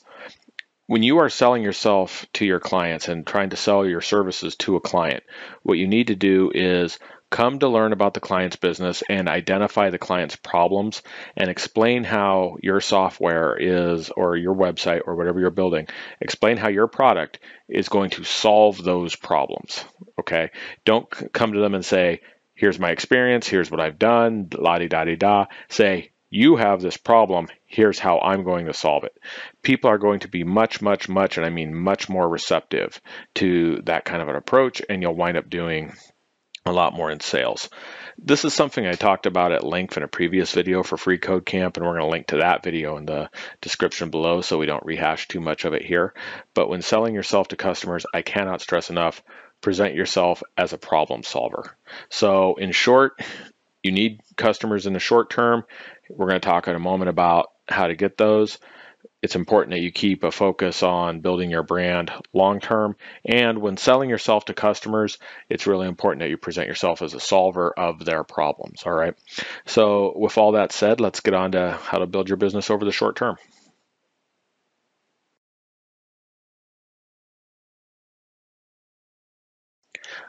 Okay, let's take a few minutes to talk about some things you're going to do to get clients in the short term. As we just said in our intro, the need to get clients in the short term for your freelance business is obvious, right? Because after all, if you don't get clients immediately, you're not going to be working for yourself for very long. So in just a moment, I'm going to get into 5 different ways that you can go about getting clients immediately, getting customers today, and generating some revenue. Before I get into that, though, the one thing I want to stress is that the things you're going to do in the short term to get clients are going to be a little more labor intensive and a little more costly than the things you're going to do over the long term to get your business. And that's all right. Again, these things, like I said, in the short term, while they may be costly, while they may be time intensive, the bottom line is they're necessary, because if you don't have clients today, you are not going to do very well, and you're not going to be around for very long. So let's look at 5 things you can do in the short term to get clients for your startup business. Number 1 is simply going to be people you know, and I'll talk about this in a minute. You're just going to put out there to people you know that you're now engaging in this kind of work. Number 2 is going to be lead websites such as Upwork and Fiverr. We'll talk about those in a minute. Number 3 is going to be leveraging your LinkedIn profile. Number 4, and people are surprised when I say this, is going to be leveraging websites such as Craigslist. And number 5 is going to be good old-fashioned networking. So let's go through each of these in turn. Number 1 is, as I said, just putting your name out there to people you know. You would be surprised at how much work you can get by simply making everyone you know aware of the fact that you are now engaging in this type of work. I'm not suggesting that you go around to friends and family members and continuously harass them into letting you build them a website or letting you do something for them. What I'm saying, though, is that you need to simply put out there, hey, just so you know, I'm available to do this type of work. Let me give you a few examples of what I mean by that. In one of our businesses, our main service is building websites for very small to medium-sized companies, and usually, kind of like the small mom and pop shops type companies. So just as an example, when we started that business, I just kind of casually mentioned to one friend of mine, hey, just so you know, we're going to be doing this type of work, like et cetera, et cetera. If you know anybody that needs that kind of work, just let me know. And very quickly, that friend said to me that her mother had actually recently started a church, and then we wound up building a website for the church. I also mentioned to a neighbor that I was doing this type of work, and very quickly that led to another referral. The same thing, and I had similar situations with other people that we knew. So when I told people, hey, we do this kind of work, that was going to be the only time I tell them. I'm not going to sit there and tell them over and over. I'm not going to harass them. I'm not going to sit there and say, just a reminder, I do this kind of work. Just casually make people aware that you're doing this type of work, and do it in a way where you don't sound like you're trying to sell them something. Again, hey, just letting you know, and you will be surprised how quickly referrals can come in that way. As I said, we started that little side project business I just talked about, and very quickly we started getting referrals simply by letting people I know that we were doing this kind of work. So just putting yourself out there like that can go a long way, and I can't stress that enough as a place to start. The second place to look for getting clients for your business is lead service websites such as Upwork and Fiverr.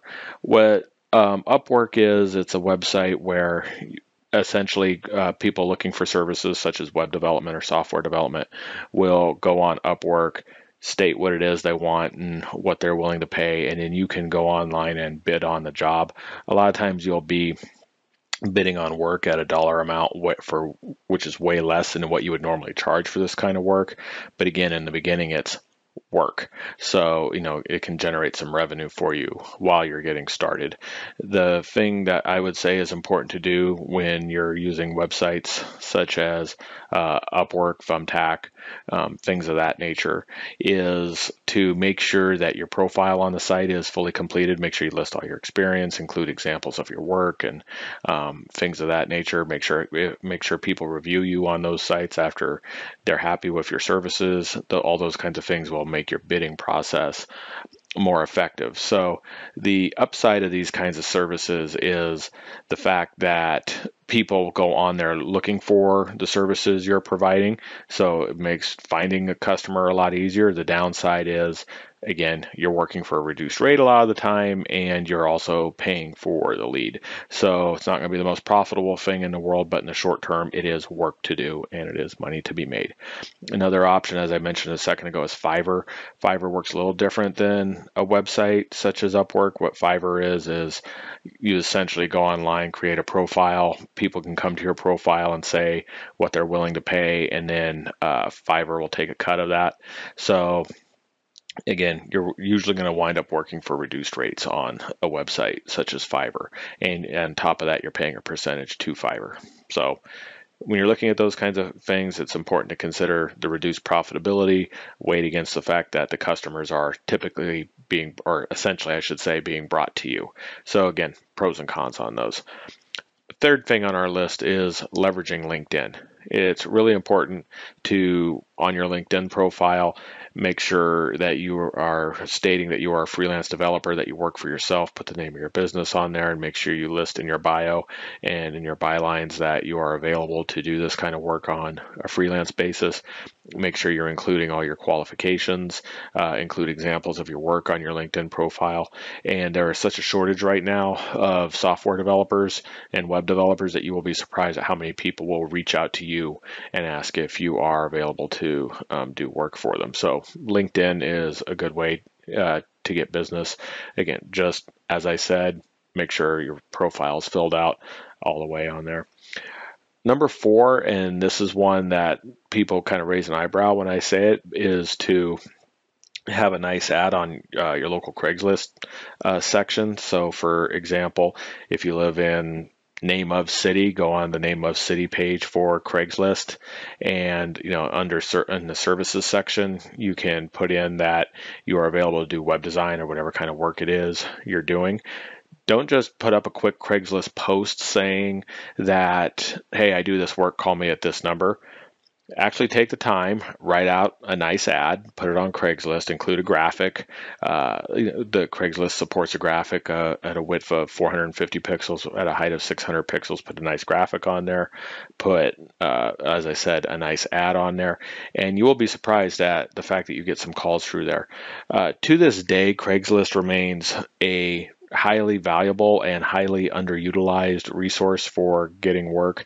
Now, the work you're going to get through Craigslist is not going to be the most profitable type of work there is. These are typically going to be low dollar websites.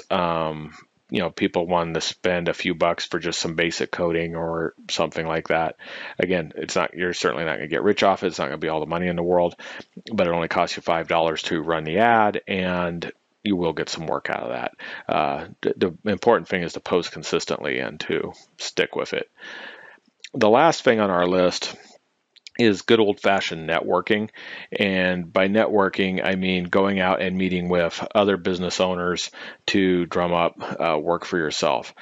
What I don't suggest for networking is going door to door or going around to different kinds of businesses trying to introduce yourself.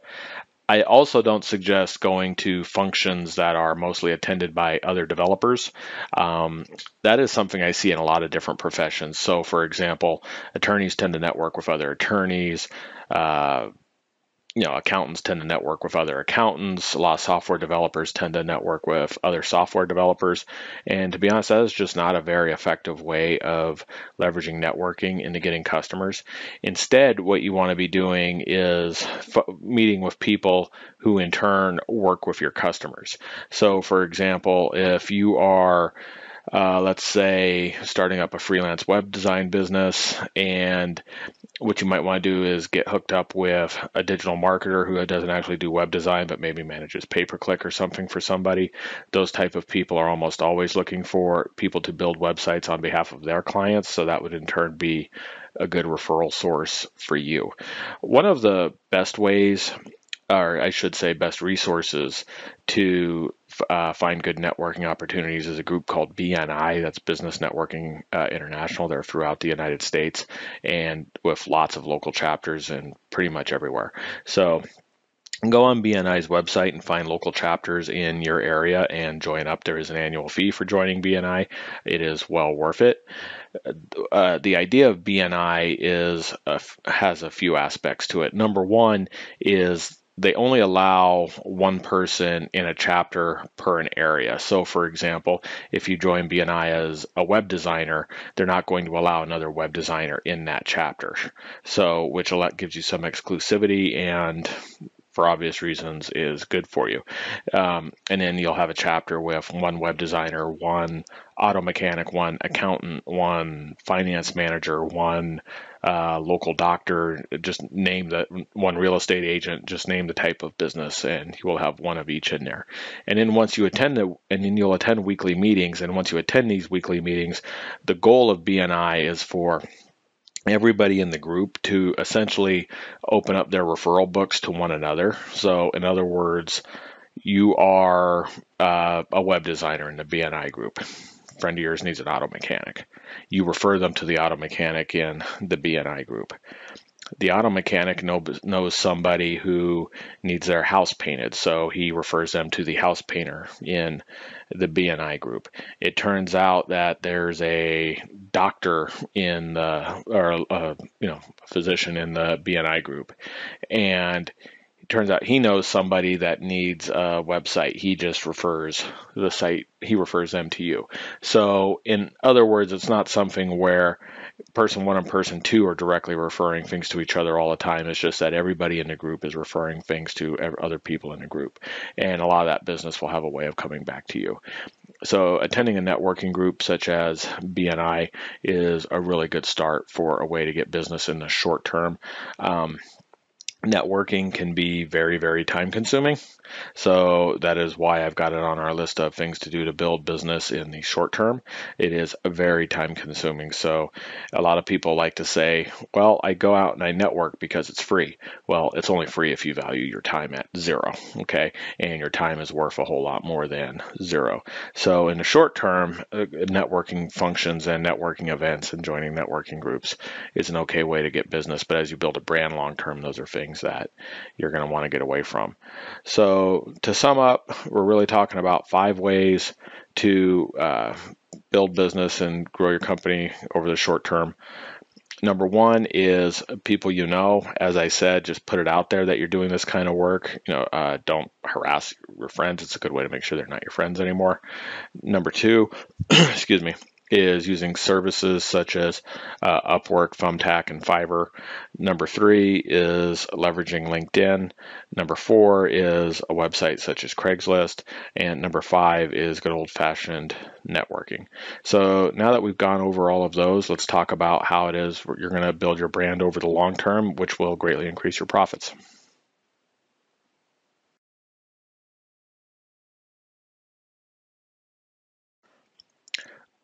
Okay, let's talk about building your business over the long term now. And having a long-term sustainable business is going to look a lot different than the things you're doing to get business in the short term. As we talked about in the last section of our video, your short-term business activities are really going to focus on using lead websites, going to networking events, things that are either very expensive, things that are very time-consuming, things that lead to you taking work at reduced rates. Those are all good ways to make a few bucks today to keep your new business running and to help you make a little extra money while you're focusing on building a long-term brand. The reason why building a long-term brand is so important is having an actual brand that you have ownership and control of allows you to, number one, charge more for your services. You'll actually be charging more of what you deserve to be making for the work you're doing.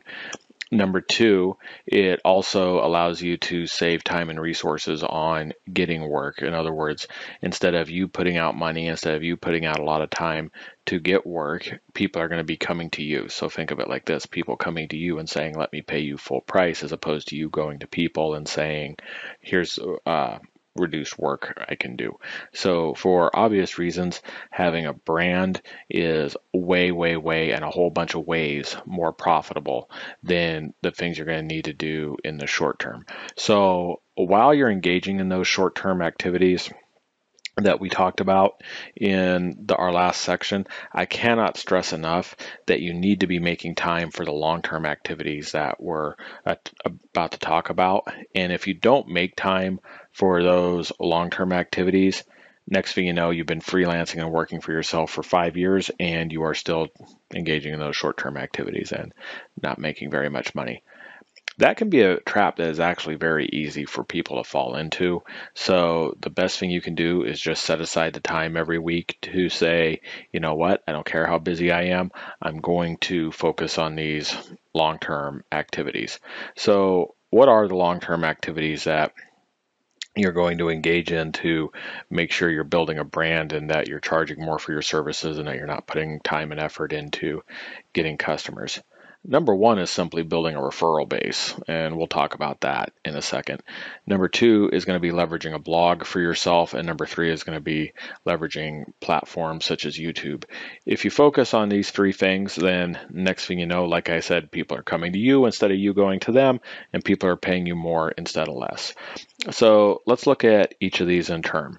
Again, number one is simply getting referrals from people and getting repeat business. Referrals and repeat business. I'm saying that so many times because it's so important. It's so important, I'm going to say it again.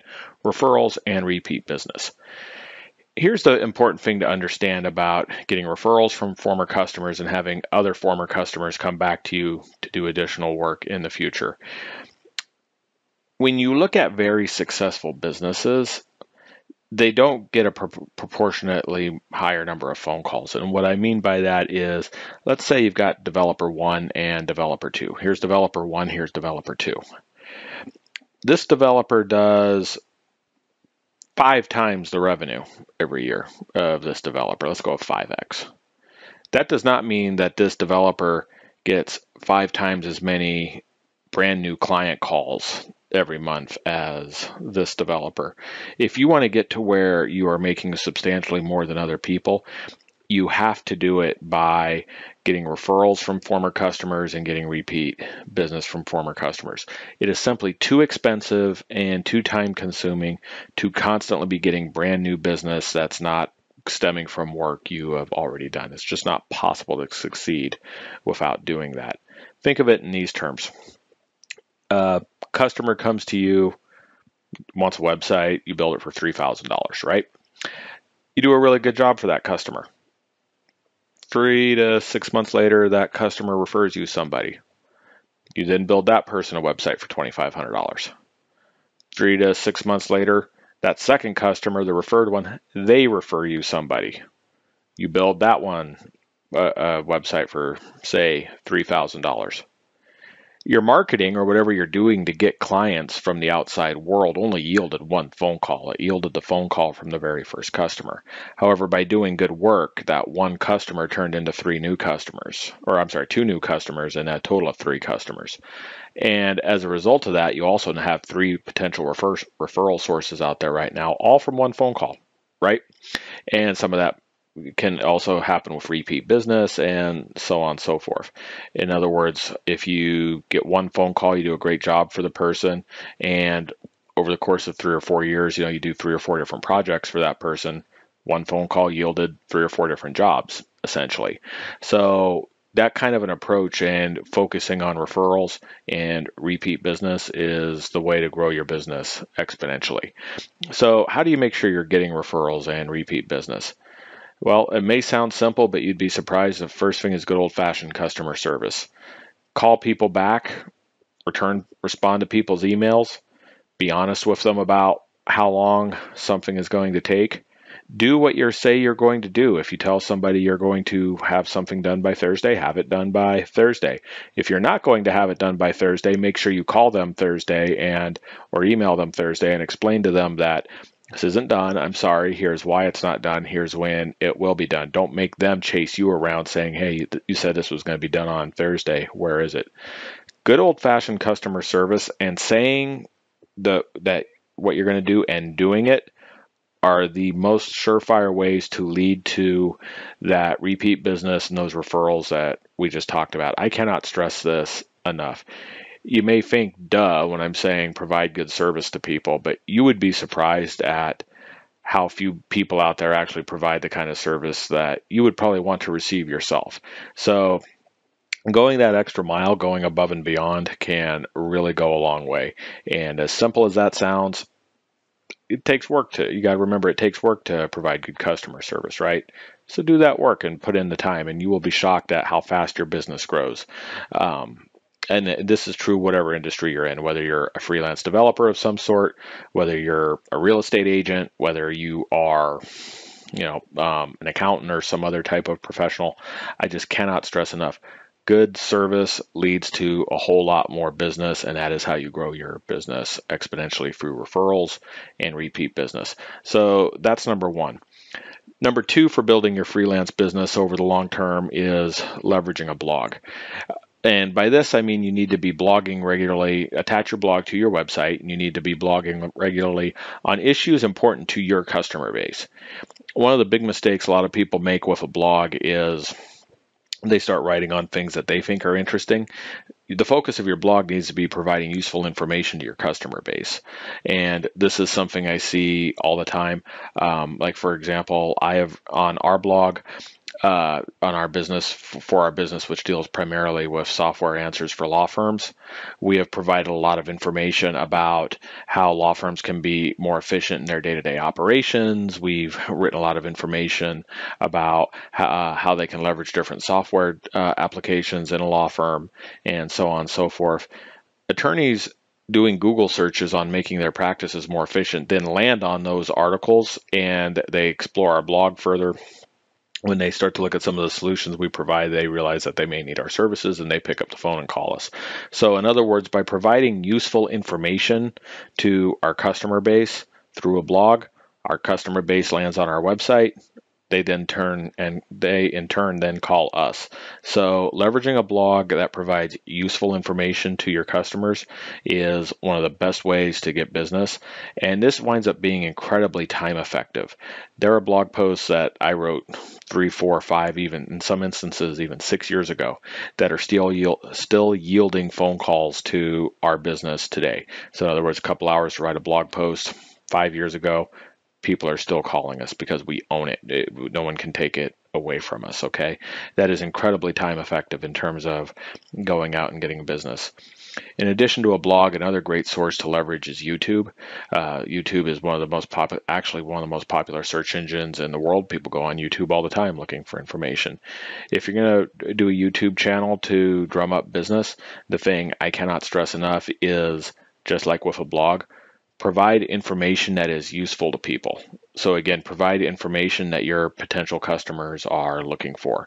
So for example, let's say you want to focus on websites for small businesses, which is something we do in one of our businesses. I'm just using this as an example.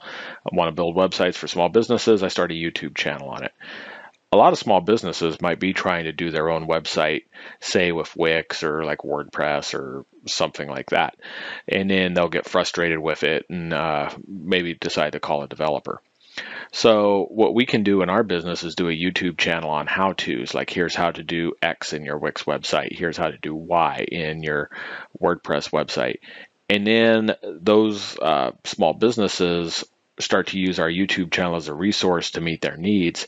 And over time, when they realize that Wix and WordPress actually can't meet their needs fully, or their needs go beyond Wix or WordPress, they then turn around and call us because we're the people they've been getting information from this whole time. So again, providing useful information to people is the best way to leverage a YouTube channel. So doing these three things I've just talked about, really, again, I cannot stress enough, allows you to build a brand. It results in people coming to you instead of you going out hustling up work, and it allows you to charge more for your work. So while you're growing your business in the short term, and while you're doing the things you need to do to get clients in the short term, the things you need to be focusing on is making sure you're building a referral base and a repeat business base, and you do that by providing the absolute highest levels of customer service, meeting your deadlines, and doing the things you say you're going to do. You want to leverage a blog. Again, while you're busy in your business, you need to make sure you're setting aside time to blog, and that you're writing on issues that are answering your clients' questions, addressing your clients' concerns, and providing the kind of information your potential clients are looking for. You want to apply that same approach to the third thing, which is a YouTube channel. And again, providing value and usefulness to people is the best way to make sure that they are that they are potentially interested in calling you. If you do these three things, you start to see yourself, as I said, having a brand. That in turn leads to much more money. It also leads to you having much more time because you're not doing things like going to networking events and the other things that you have to do to get business in the short term. So with all of that said, let's move on to the next part of our video, which is how to go about managing your business on a day-to-day basis.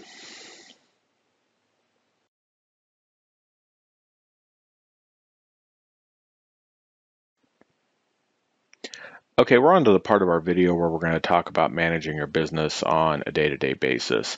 And we're going to break that down into two parts. First, we're going to talk about managing your administrative tasks on a day-to-day basis. And by administrative tasks, I mean anything that is not actually related to development.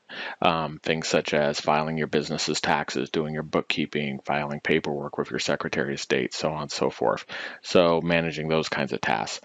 And the second thing we'll talk about will be managing your substantive work on a day-to-day basis. And your substantive work is the actual development work, and you want to make sure you're doing that in a way that yields as much profit as possible.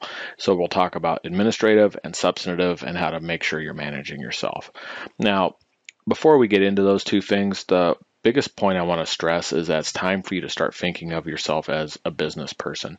It's really common for me to have conversations with self-employed individuals who will say something like, well, I'm not a business person, I'm a software developer, or I'm not a business person, I'm a real estate agent, or I'm not a business person, I'm an attorney, or something like that. Once you start working for yourself, if you take the attitude of, I'm not a business person, I'm an X, then you really don't need to worry about being a business person. And I say that because you're going to be out of business so fast that the problem of being a business person will take care of itself. And when I say that, I don't mean it to sound too flip, but it really is true. And the people who succeed as freelance developers and eventually, I should say, grow their freelance business into a real business are the ones who understand that as soon as you strike out on your own, whether you have one customer, or whether you're running Microsoft, you are now in business for yourself. Okay, so you need to understand that things like working efficiently and dealing with your administrative tasks, those aren't optional. These are things you're going to have to do, and you just don't have a choice in the matter anymore. And that is a choice you made once you decided to strike out on your own. So understand that you are a business person. Doing so will, one, allow you to stay in business, and two, allow you to make a lot more money. So with all that said, let's move on to how to manage your administrative affairs on a day-to-day basis.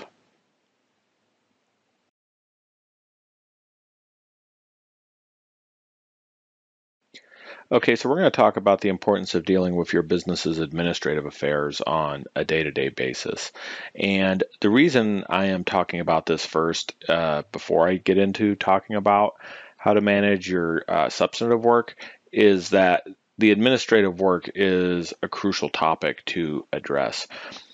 Lots and lots and lots and a whole bunch of lots of businesses, especially freelance developers, get themselves in trouble not because they're bad at development or they service their customers poorly. It's because they do a really bad job at their administrative work, and then that creates problems down the road.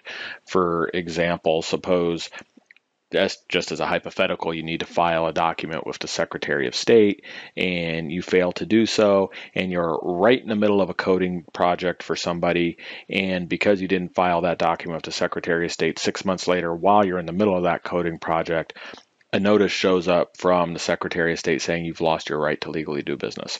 So now you need to put that coding project on hold and take a day or two to deal with your administrative snafu. As a result of this, you miss a deadline to the customer. The customer is unhappy. Obviously the customer is never going to refer you anybody. The customer is never going to, come back to you again for more work. And that's just a simple example of how not dealing with administrative tasks can get in the way of you doing your substantive work. And I totally understand that it's not fun to do administrative tasks, right? It's not fun to fill out stuff for the Secretary of State. It's not fun to do your bookkeeping. It's not fun to do those kinds of things. That's not why you signed up for freeCodeCamp. That's not why you became a software developer in the first place. But unfortunately, those things are part of the job, and if you don't pay attention to them, failing to complete those administrative tasks timely and to handle them correctly will lead to problems with your actual substantive business, okay? So this is why I'm talking about the administrative tasks first. So the first administrative issue I'm going to talk about in the management of your business is the biggest one, and that's your day-to-day financial management. I could do easily a very long video course on how to manage your freelance business from a financial standpoint. And because it would be so long, I'm not going to dive into all of it now. What I'm going to do is suggest you read a book which I suggested earlier in this course, and that book is called Profit First. What Profit First does is it lays out a framework which can manage your business's finances for you. So in other words, it puts a framework in place, you follow the framework, and your business's finances kind of manage themselves at that point. And financial management is one of the biggest things where a lot of people get themselves into trouble.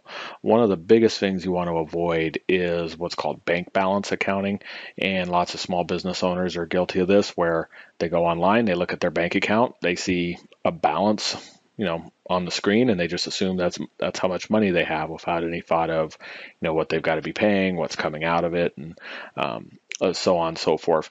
Following the methodology laid out in Profit First can help you avoid bank balance accounting, but also just help you make sure that your business is staying on a sustainable path. And in addition to reading Profit First, just remember that your business's bank account is not your personal bank account. You just can't go raid it whenever you want some money. What you want to do is set up a system where you're only allowed to take a certain amount of money out of the business at any given time, and a certain amount of money has to stay in the business at a given time. And the Profit First book really does a good job of laying all that out for you. So if you can avoid financial mismanagement, you will avoid a lot of the problems or I should say administrative problems that get freelance developers into trouble. And what I would suggest to you as an easy to use method for making sure you are following good financial management habits for your business is to read Profit First and follow it. Again, it's not enough to read the book. You actually have to follow the methodology it's laying out for you. The second big part, in addition to following a methodology like the one in Profit First to making sure that your finances are managed properly, is to do your accounting regularly. This is so important. I cannot stress it enough. Do your accounting regularly. You should be using bookkeeping software like Wave or QuickBooks or something of the sort. In our business, we use Wave. And I see way, way, way, way, way too many small businesses that don't do their books until the end of the year, or even worse, at the end of the year, they essentially just print off all their bank statements and dump it on an accountant and say, okay, here, figure out how much money I made last year. Well, not doing the books in your business on a regular basis means you never actually know if you're making money or not, and if you are making money, how much you're making, and if you're losing money, how much you're losing. And then it becomes easy for you to think, well, it seems like I'm doing good. Well, seem can be a very tricky thing, and you can get yourself in a lot of trouble by going off of how things seem. What you need is objective data in front of you. In other words, you need a monthly statement showing, here's how much money my business took in, here's how much went out, here's how much I've made, here's how much I lost. You've got to do your books on a regular basis. If you get up and the first thing every day before you start work, just do your bookkeeping for the day before. In other words, download the prior day's transactions and reconcile them in your accounting software. Then you get in the habit of doing that, and your books are just done all the time, and it doesn't take more than a few minutes a day. When you're just starting out, if you have very few transactions, at a minimum, do your books once a week, or at worst once a month. But do your books on a regular basis. I cannot stress this enough. That is the only way you're actually going to know how much money you're making or how much money you're losing and what you need to adjust. Another benefit of doing your books on a regular basis is it also helps you catch expenses you might not realize you've signed up for that you're still paying. So do your books regularly. So in terms of managing your finances, read Profit First, follow the methods laid out in Profit First, avoid using your personal bank account, or I'm sorry, your business's bank account as a piggy bank. You can't just raid it whenever you want. And the fourth part of managing your finances is doing your books daily. So that's keeping your finances in order, which again is one of the biggest administrative problems that a lot of freelancers run into. And in terms of the second aspect of your administrative problems, or administrative tasks, I should say, that you've got to manage on a day-to-day basis, that is just really all the different things that come with being a small business person, to having to file your business license every year if you're in a state that requires that, to having to file any documentation you need to file with county sales tax boards, let's say. You'll find that as an entrepreneur, there is an endless flow of paperwork that you need to fill out, and you need to stay on top of it. So the best thing to do is don't take the approach of, I'll do this later. When a piece of paper comes across your desk and you look at it and you say, oh, okay, I have to file something with the Secretary of State, just deal with it on the spot. Don't let these things pile up, okay? Letting these kinds of tasks pile up is another of the big mistakes I see from entrepreneurs. And again, they might find out they've lost the ability to do business legally because they've let these things pile up. If you just deal with them as soon as they come up, then they're done. You don't have to worry about them. They're just taken care of, and they probably don't even take that long. What takes a long time is when you let these things grow into a stack this high, and then you have to stop everything you're doing and spend days, if not weeks, dealing with all that stuff. So deal with your administrative tasks as they come up. Just treat them as a priority that has to be dealt with, because by getting them out of the way, you can focus on the substantive work more. Okay, so deal with those things immediately after they arise. That is just something, it is so important. And if you do that, you will have an advantage over other freelancers. So in short, if you want to get a leg up in your new business, you have to take your administrative tasks seriously.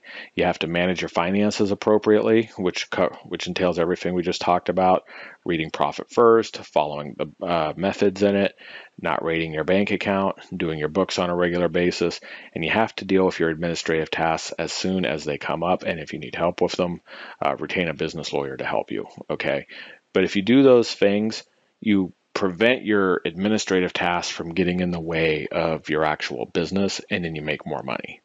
So with all that said, let's get on to our accounting and financial management course from Erin Lehr of KPI Bookkeeping.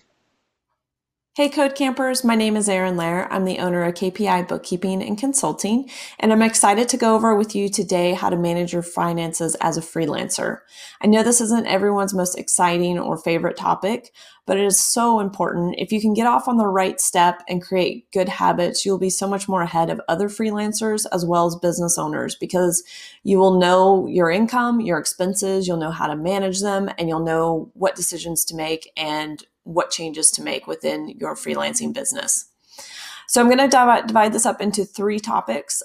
This first one is just going to be the real basics 101. Second topic, we're going to do a brief overview of your chart of accounts or your income and expense buckets once you get inside your accounting software. And then the third topic, we're going to cover a profit and loss statement, just kind of how to read it and what it looks like. All right, I hope you find this helpful and best of luck. Thanks. Okay, so if there are just 3 things to do, if you don't want to watch anything else past this, just 3 things is number 1, keep your business and personal finances separate. Number 2, save at least 25-30% of your gross income. And number 3, have an accounting software and actually use it. So let's get back to number 1, keeping your business finances separate from your personal. So this one is just, if there's one thing you do, just at least do this one. This is huge. It'll save you so much time, so much of a headache, and money when it comes to getting your taxes done. And it's as simple as when you're ready to start freelancing, go open your own business bank account, business checking account, and savings account. And any business transactions you occur, those all need to come out of that business account, as well as if you need to get a credit card, open a credit card just for your business expenses. And then keep all of your personal expenses separate, just like the way you've had them, running through your own personal accounts. This will be huge when it comes to tax time, and you'll be able to separate the differences between your freelancing and business activities versus your personal activities. Number 2, save 25-30% of your gross income for taxes. I know that sounds like a lot. I know it sounds crazy, but it's definitely something you need to do. And I also think you really need to factor this in when you start to give quotes and create your pricing structures. The government wants right off the bat 15.3% for self-employment tax. Now that other 10 to 15% is just on the other income you receive. So this is why you want to set up that savings account. So as you get your business income coming into your business checking account, I would say immediately or at least once a week, take that income, take that percentage of 25-30%, and then dump that right into your savings account. So you're into your business savings account. So that is stored away, tucked away for taxes. And then when tax time comes, there's no big surprises. You've got the money, you're good to go. So that is huge. I think this one surprises a lot of people, a lot of freelancers. They don't realize how high self-employment tax is and how much taxes will be taken out. So do keep that in mind when you go to price, when you create pricing structures. And then number 3, have a accounting software and actually use it. So I get a lot of clients that have accounting softwares. They have things maybe synced up, but they're not necessarily using it. And I understand you get busy. And if you can't use it or you don't know how, then reach out and get some help with it. But when you go to select an accounting software, I would get 3 major things. 1, it can connect to your bank accounts and credit cards. So these are typically going to all be your cloud-based accounting software programs. Number 2, you can send your invoices from that platform or software, whichever you choose. And it has a pay now feature. This will save you so much time and hassle as far as tracking your invoices. And then number 2 is you can pull a profit and loss report, at minimum a profit and loss report. Ideally, you'd like to be able to pull a balance sheet and a cash flow statement, but you at least want to be able to pull a profit and loss report. Okay, so let's move on to some accounting softwares. These are just a list of probably my top 4. The first 2, Wave and FreshBooks, these are great for if you're just starting out. They're very user-friendly. They've got a great interface on them. They're, for the most part, pretty intuitive. I'm going to go over a little bit of things you need to to keep your eye on the next video. But these are great to just get started. That you can invoice from them. You can receive payments. It'll track. You can connect all your bank accounts and credit cards. So these are great starters. Now, if let's say you want something, you just want to stick with one and you want something that can grow with you. Those next two would be QuickBooks Online and Xero. These are great for more full-on businesses. I mean, you can still use them as a freelancer. These are more robust. There's a lot more kind of going behind the scenes. And I would say if you're just starting out, they might have a little more, too many more bells and whistles than you might need, but that doesn't mean you can't use them. You can still certainly use them. You might want to get some training on those. And even if you feel like you need to get training on the other two Wave and FreshBooks, I would definitely reach out and look for those. But going back to QuickBooks and Xero, these are great, but again, these will grow with you. So you might not need these starting out. You can certainly start in them, but they will grow once you start having employees and you've got a lot more going on within your finances. So this is just a brief overview. The next step or the next video we're going to get into is I'm going to kind of get into once you're in your accounting software, what you really need to do and what you need to watch out for. All right, thanks. Let's move into your accounting software. So you know how to get paid faster. You know how to manage your receipts. Let's move into that accounting software and kind of get an idea of what we're looking at and what we're dealing with. So just a warning, this is a brief overview. This is I'm not getting into any particular software. So I do want to advise you that if you have questions, reach out, get help, or get training from someone, or take a course if you feel like you need to kind of get a better grip on this. Because if you start this out right, it'll be much easier for you in the long run. Okay, let's get started. So what we're looking at right here is what's called a chart of accounts. I'm going to just refer to these as income and expense buckets. But these are chart of accounts. A lot of these are going to be preloaded in your accounting software. I will attach a PDF of this into this program, but I want you to take a good look at the types. So we've got income. You can call this income or client sales or services. That's going to be a revenue type. Any kind of expenses such as insurance or office supplies or rent, those are all going to be expenses. So as I said, these will be most of these, some of them will be loaded in your accounting software. You can change the names of them. You can add more to them. But as you start to do that, use this as a guide as to what kind of type, put a name on it, whatever name you want. And then you're going to use the type of account it's going to be. And you can put a description in, it's not a have to, but this is very important because this type is going to tie to all your reports. So depending on the type, that will tie to whether it falls on the P&L, the profit and loss report, the balance sheet, or the cash flow statement. Most of the time, they're either going to just fall on the profit and loss or the balance sheet. So these are general expenses. This is revenue.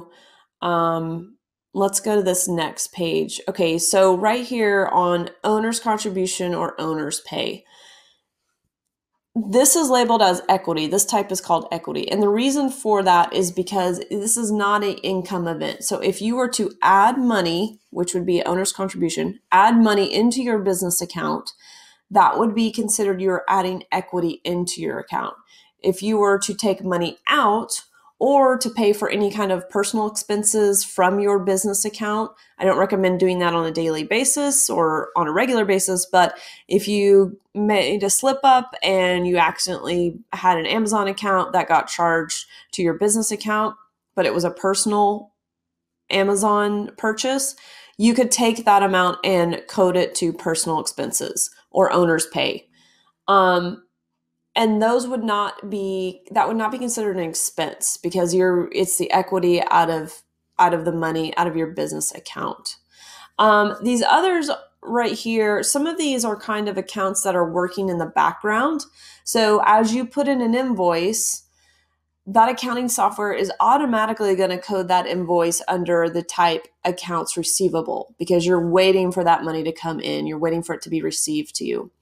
Accounts payable, any kind of bills you owe, if you go in and put a bill in, but you haven't paid it yet, and this isn't a necessary way of doing this, you can certainly do it that way.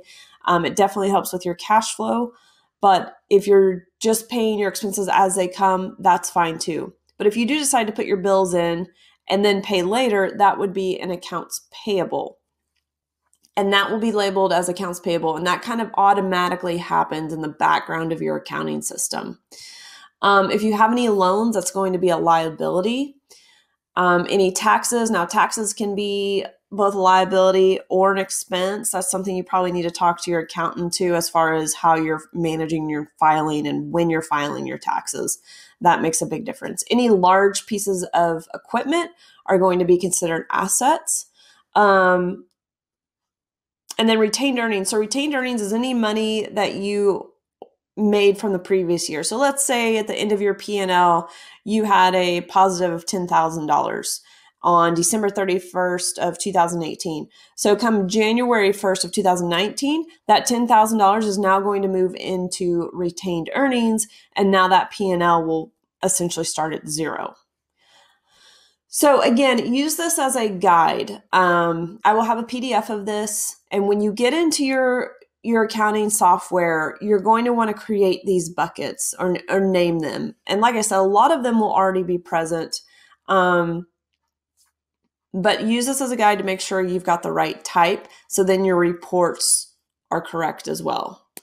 Okay, I have a weekly checklist, a monthly checklist, and a quarterly checklist. So weekly, you want to review your outstanding invoices and make any follow-up calls as needed. You want to make sure you're organizing your receipts, sort your bank transactions within your accounting software. That's taking all those income and expenses and sorting them into those buckets we just talked about. Pay any bills, and don't forget to pay yourself. You can pay yourself monthly if you want to do it that way. Weekly, if you have a good client flow, it's not bad to pay yourself weekly because it kind of just helps you stay on track and helps you know your cash flow a little better. Monthly, you want to reconcile your bank and credit cards. This is so important. I could create a whole nother video on this. I'm not going to, but I suggest you really look into doing this, is reconciling those bank and credit card accounts against your bank statements and your credit card statements. This is like a big double check of what's going on within your accounting programs. Review your profit and loss, review your review your expenses and subscriptions. Subscription creep is real. I've seen it a lot. So make sure you stay on top of those subscriptions and you know what you're using, and ditch any of the ones you are not using. And then after you review all that, get a good idea of your cash flow. Once you kind of get a good grip of your expenses, you'll really start to know what your cash flow situation will be like, as well as staying on top of those invoices, any overpaid invoices. So quarterly, you want to make sure you pay your quarterly taxes. You want to review those pricing structures. And then another one that I have not mentioned that's pretty important is make sure all your clients have a W-9 from you. So any client that you pay, that you invoice over $600, they should be requesting a W-9 from you.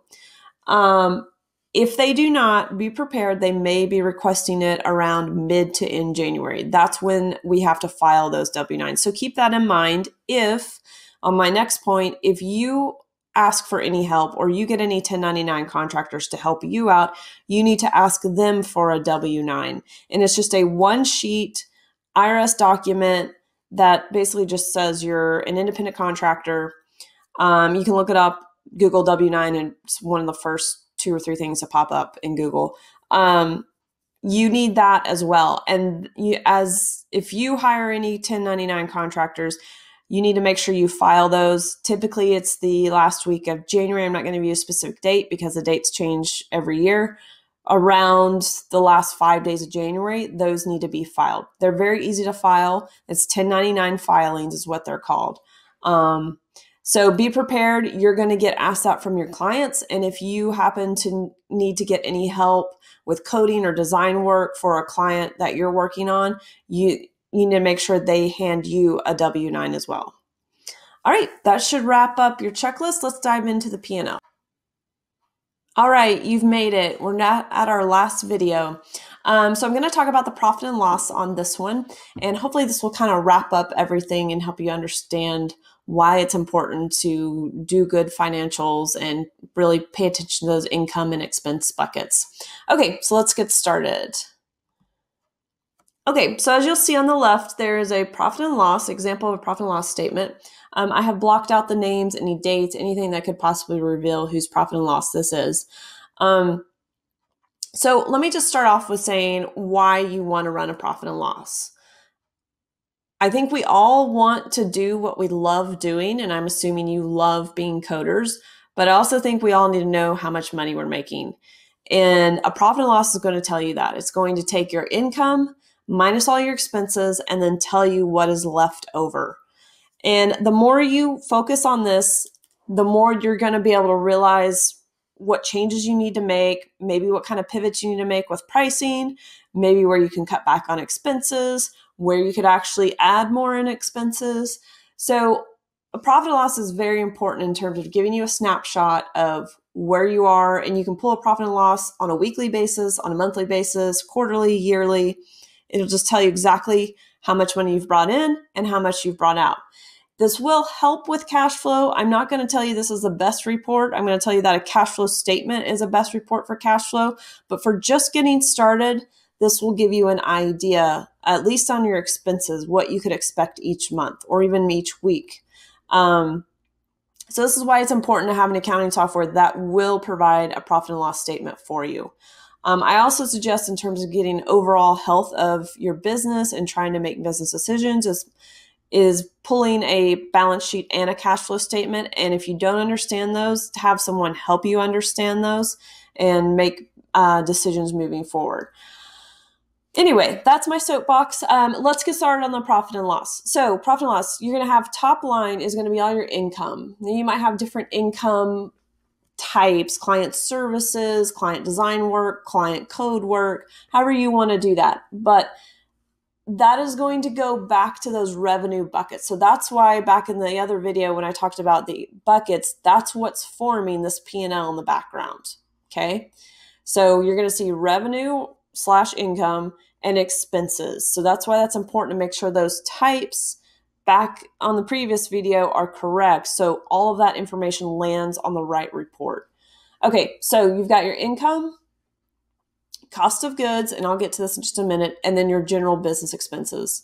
So cost of goods is going to be if you have any kind of product that you have to purchase and then you sell that product to your client, that is going to be your cost of goods sold. I don't think most of you will incur any of this. If you're just doing service-based business, you're producing websites and codes and apps and things like that, you really shouldn't have any cost of goods, but that's just what that is here for. So you'll have top line income, cost of goods, and now you have a gross profit. And then from that gross profit, these are going to be your general expenses, your rent, your phone, your internet, your insurance, anything that you incur on a regular basis or any kind of business. It doesn't have to be a regular basis, any kind of business expense. And then that at the bottom, that will give you your net operating income. So this is going to tell you this $8,099.38 is going to tell you how much money you brought in that given time period, whatever given time period you selected. Okay, so profit and loss statement should only have your business related expenses, income and expenses. In terms of what it should not have, I'm going to jump back to that interest expense in just a minute, but I'm going to go ahead and jump to the loan payment first. So if you have a loan payment is a little interesting in the fact that you kind of have to split that payment, and you put the principal amount to a liability account and the interest amount can be on an expense account. And you can see that loan interest amount on the profit and loss, but the principal amount is on the balance sheet. I know that's a little confusing. If you have any loans, I would suggest getting help setting that up. Once you get it set up, it's not that hard to manage, but that's just something that I see a lot of mistakes made. So bottom line is, don't put the entire loan amount on the profit and loss statement. It is not an expense. It's kind of a mix of an expense and a liability. I'll leave it at that for now. I don't want to get too far in the weeds with that. Profit and loss should not have your owner's pay. So again, this goes back to that previous video about how the owner's pay is equity. Anything equity related will be on a balance sheet. So if you want to pull up your running owner's payout or running owner's contribution, you will find that on your balance sheet as long as it's coded to equity. Mileage is not on a P&L. I get that question asked quite a bit. You can't really put that on a profit and loss. You can track it. I would suggest using MileIQ, but you cannot really put it on a profit and loss. So if you have mileage, if you are running from client to client, track that mileage and turn that into your tax accountant. And then bottom line is, any expenses that you do not feel confident in justifying to the IRS should not be on your profit and loss, period. So I get a lot of clients that try to want to put their kid's soccer club in their business. They want to expense that out because they want to call it networking, or they want to put their Botox, or they want to put every Amazon charge they've ever had to their profit and loss and label it as office expenses. I'm never going to tell clients what to do, but I will tell you this is, you always want to feel confident, and if you were to ever to face an audit, which I ever hope you do not have to do, but if you ever have to face an audit, that you can comfortably and confidently say that it was a business expense, here's my receipt, and here's my invoice. So just keep that in the back of your mind. If you ever in question on, I don't know if it's a business expense, I don't know if it's personal, I don't know how to code this, just keep that in the back of your mind. And then one other item that, depending on how you have your book set up, is any kind of what they call bad debt. So if you have any lingering invoices, let's say they're 6 months old or a year or even more, that you have not gotten paid on, you know you're not going to get payment on, I would bring that up to your tax accountant when you go to do taxes. That may affect your taxes a little bit for the better. It may not. It really depends on how you have your book set up. So I didn't really want to list that on there because it can be different for everyone's situation in terms of how their accounting is set up. That really gets into accrual basis versus cash basis. I don't want to get too far into that because everybody's going to be different. But just keep that in mind. Keep track of those. And just, if you do have any lingering invoices, bring that up to your tax accountant and just let them know and see if they have any suggestions. All right. Well, I really hope this helped you all. Please reach out if you have questions, get training if you're not sure on what you're doing. I know it's a lot, but if you just start off on the right foot and you start these good habits, it'll make your life so much easier, and you will save money in the long run. And you'll be that much more ahead of the game because you're going to know where you stand financially, what decisions you can make, how you can start to price, where you can cut back, and how you can grow. So stay in tune of your finances and don't be afraid to reach out, get help, do a little bit of research. I have more information on my website at kpibookkeeping.com. I've got some blogs, some videos. So best of luck to you and take care. And thanks for watching. Bye. Okay, a big thanks to Erin. Now let's talk about how to manage your dev work on a day-to-day basis.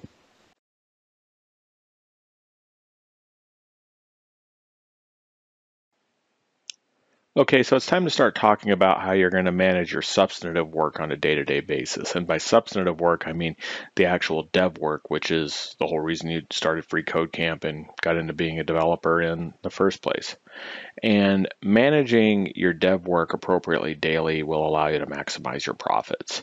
And proper management of your day-to-day activities really focuses on two things. First is the fact that you have to put in the time. In other words, you have to put the time into your business. You have to go to work. You would be surprised at how many entrepreneurs don't even put in a 40-hour work week. And the second thing is you have to make sure you're working efficiently. And why do I say that both of these are important, putting in the time and working efficiently? Think of it like this. Suppose you go to work and I go to work and you're 25% more efficient than I am. and you work 30 hours a week and I work 40 hours a week. Well, if you're 25% more efficient than me, then in 30 hours a week, you will accomplish what takes me 37 and a half hours. But because I went to work for 40 hours in the week, I'm going to accomplish more than you. And because I'm going to accomplish more than you, I'm going to make more money. So with that being said, if you and I both go to work for 40 hours and you're 25% more important or efficient than I am, then in 40 hours, you will accomplish what takes me 50 hours. So this is why if you can work efficiently and put in the time, you will make an astronomical amount of profits compared to what you would make otherwise. Now, I think it's important to stress these things because you would be surprised at how many people don't put in 40 hours a week into their business.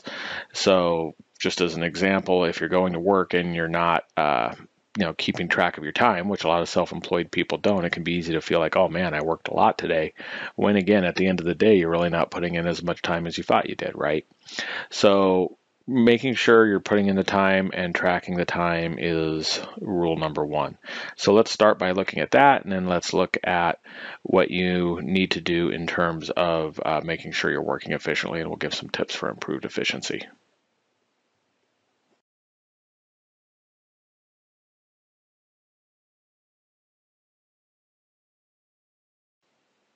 Okay, so the first part of being successful on a day-to-day basis is putting in the time when it comes to your business. And putting in the time means that you've got a certain number of hours that you're going to work, and that is just going to be a minimum that you're going to work every week. There may be some weeks where you have to work more, right? Because you may have a deadline you have to meet, a project may be taking longer than expected, and you have to work over to meet that deadline or something of that nature. But the crucial part is to pick a number of hours you are going to work every week and make sure you put in those hours. So in other words, let's say you're decide you're going to work 40 hours a week at your business, you get all your development work done in, let's just say 30 hours, then that means you've got 10 hours left that you need to be devoting to marketing your business. You use that extra 10 hours to write blog posts, make YouTube videos, go to networking events, things of that nature. So again, set a number of hours that you're going to work every week and make sure you are putting in those hours. And there is always something for you to be doing. So there are ways for you to make sure you meet those hours. Me personally, in my business, I put in a minimum of 43.3 hours every week. And when I tell people that number, sometimes I get weird looks because 43.3 is obviously not a round number. Where I came up with that is the fact that by working an extra 3.3 hours per week, I wind up accomplishing in 12 months what would take someone working 40 hours a week 13 months. In other words, 3.3 hours more a week adds one more working month to my year. And I find that combining that with trying to work efficiently really increases the amount I produce over the course of a year, I should say, and as a result, my income goes up. So pick a number that you're going to put into your business and make sure you stick with it. Again, if you don't have development work to do, put that extra time into marketing your business. Now, it's really important that you do this in a way so that you avoid burnout. Let's say you decide you're going to work 45 hours in a week. On average, okay. And then let's say you have a week where you work 47. Well, that means you can go ahead and take off 2 hours in another week and still be averaging 45. So in other words, when I say I work 43.3 hours a week over the course of a year, I make sure I average 43.3. Some weeks I might work more, some weeks I might work less. If deadlines make me work more one week, the next week I might take some time off or things of that sort. So pick a number and stick with it, and make sure that you put the time into something. Trust me, there will always be something you can be doing in your business. I cannot begin to tell you how many entrepreneurs I see who don't essentially know how much they work in a week. Like if you were to ask them, how many hours do you require that you work in a week? They don't have a number, which I can understand someone saying they don't know how many hours they work in a week as a required number. But then they also don't have, for example, set times of when they start work in the morning. They don't have set times of when they go home. They don't have set vacation schedules or requirements or anything like that. So think of it like this. Those entrepreneurs don't get to work at any particular time. They just get to work whenever they feel like it. They leave whenever they feel like it. At the end of the week, they're not making sure they've worked a certain number of hours, and they just take vacation time whenever they want. And people wonder why so many small businesses fail. Well, one of the reasons why so many small businesses fail is, just to be frank, people who start up their own business don't put in the time. So pick a number of hours, stick with it, and then make sure you're meeting those requirements. And if you do that, this may sound really simple, but you will be ahead of a lot of your competition, because your competition is just not going to put in the time. It's just not going to happen. Put in the time for your business and you increase your chances of success just exponentially. I can't stress that enough. If you fail, there's a pretty good chance it's because you weren't putting in the time. So again, if you're going to make a full-time, if you've decided to make your new development business a full-time job, my suggestion is actually put your hour requirement a little bit over 40 hours, because 40 hours is considered a normal work week, right? So challenge yourself a little bit, do a little bit more. Again, I get an extra month a year only by doing an extra 3.3 hours a week. If you say 3.3 hours a week sounds like a lot, ask yourself, how much time do you spend looking at Facebook? How much time do you spend, watching television? I mean, how much time do you spend, engaging in other, like idle activities? Just cut out a few of those things and make sure you're putting the time into growing your business. And then when you combine those hours with high efficiency, you'll produce so much that so many people are going to look at you and go, how did that person produce all that? They just won't understand it.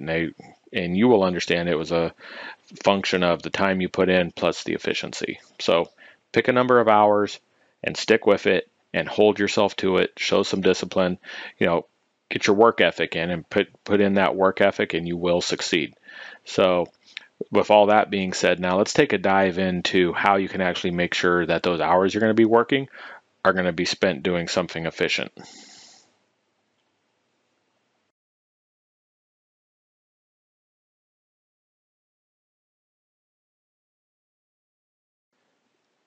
Okay, in our last segment, we talked about the need to put in the hours when it comes to your freelance business, but now let's talk about how you can be productive when you're putting in those hours.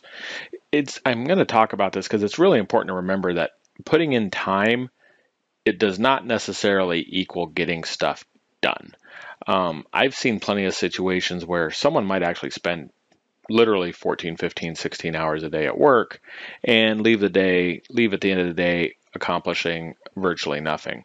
I actually know of entrepreneurs who, and I feel bad for them, literally work 16 hours a day, probably 6 to 7 days a week, and are just so inefficient in terms of how they go about their day that they accomplish probably what an efficient person would accomplish in a 30-hour work week.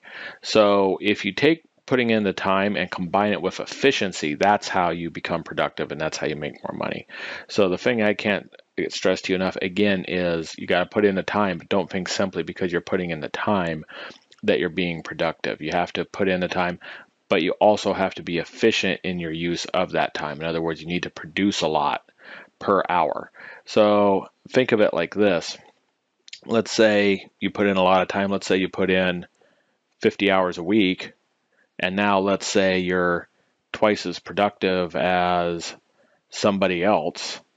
That means, in other words, that you get twice done in an hour what someone else gets done in an hour, which there are people that inefficient, so there will be people that you're doubling their productivity. If you put in 50 hours, you're twice as productive as somebody else.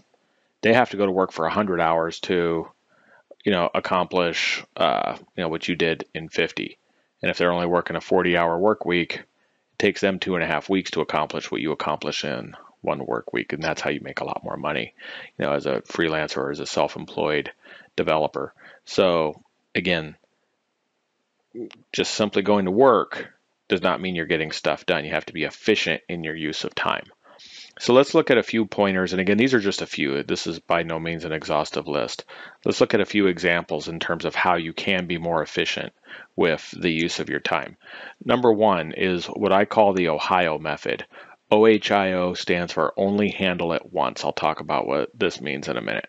Number two, focus on completing one thing at a time. Don't always have 9 different projects that you're trying to complete simultaneously.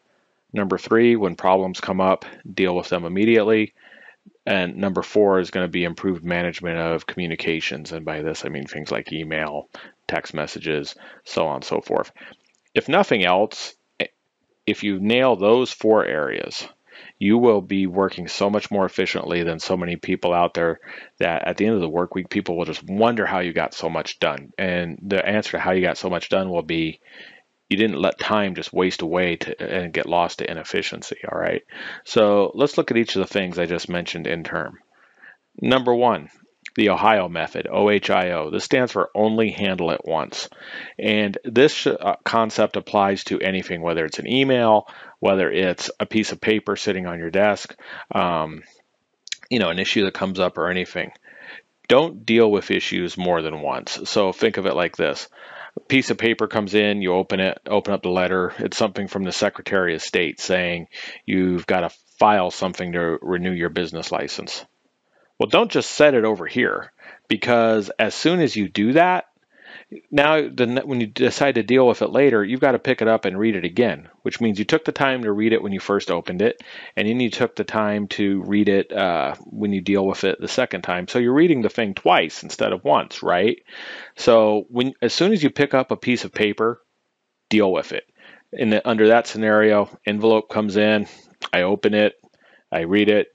It's from the Secretary of State's office saying, hey, you've got to renew your business license. I'm immediately going to put this down. I'm going to go online. I'm going to renew my business license. It's done. I only touched that piece of paper once. In other words, I only handled it once. Think of how many times in your life have you opened an email, read the email, and then said, I'll deal with this later, right? Well, then when you go to deal with it later, you have to read the email again, which again, you just read the email twice. So imagine if you could cut your time spent reading email in half. Right? So only handle it once applies to anything from a piece of administrative paperwork to emails to you name it. Anything that comes across your desk, only handle it one time. Now, this can be something that can be like very, for lack of a better word, difficult for people to implement, because it's really easy for something to come in and you look at it and you go, I don't have time to deal with this, and you set it over here. Then you don't have time to deal with the next thing, and you set it over here. Then you don't have time to deal with the next thing, then like you set it over here. And then you go to work on something and you work all day and like you finish that. Okay. But then later on, when you look at these again, I don't have time to deal with this, so you move it back over here. Next thing you know, you've just moved the same pile of papers back and forth 5 times. And think of all that time you've wasted. And you felt busy, but all you were doing was moving those papers back and forth, which is, again, a massive, massive waste of time. So you've got to be disciplined in the sense that you're not going to pick something up unless you're prepared to deal with it. And then when you do deal with it, or I should say when you do pick it up, you do deal with it. That's something, again, it can be easy to go, I don't have time for this. You don't have time not to do things that way. Your time is so precious, you have to get things handled once and only once, okay? So follow the Ohio method. That's rule number 1. Only handle it once. Rule number 2 is focus on one thing at a time. And by this, I'm talking about in your development work, you need to have one project, finish it, move on to the next project, finish it, move on to the next project, finish it. So like with us, for example, like let's say we've got, I'm making up a number, let's say we've got 4 clients we're building websites for. I don't work on client number 1 a little bit one day, work on client number 2 a little bit that day, same day work on client 3 a little bit, because all you've ever got that way is a little bit of each thing done. And the reason that's bad is it requires a lot of mental energy to switch from one project to the next. And so you're constantly like getting an efficiency drain by switching projects like that. Instead, what we do, let's say we have 4 websites we're working on. We finish the first one. We work on it, we finish it, done, out the door. Then we work on the second one, finish it, out the door. Third one, finish it, out the door, so on and so forth. And if somebody calls and wants a project, we tell them, okay, you're number 5 in line, and we adjust the delivery date accordingly. When they ask when can we have it by, we give them an honest delivery date because we say we've got 4 people ahead of you, just to give an example. So don't jump from project to project. As you get busy, you're going to have 2, 3, 4 and more projects under contract that you're going to be working on. Get one done, then move on to the next one, get it done, then move on to the next one, get it done, and so on and so on and so on. And if you've got a bunch of projects already lined up to do and somebody calls you wanting more work, be honest with them about a delivery date. Say, I've got this many ahead of you, and here's what comes next. All right, so one thing at a time.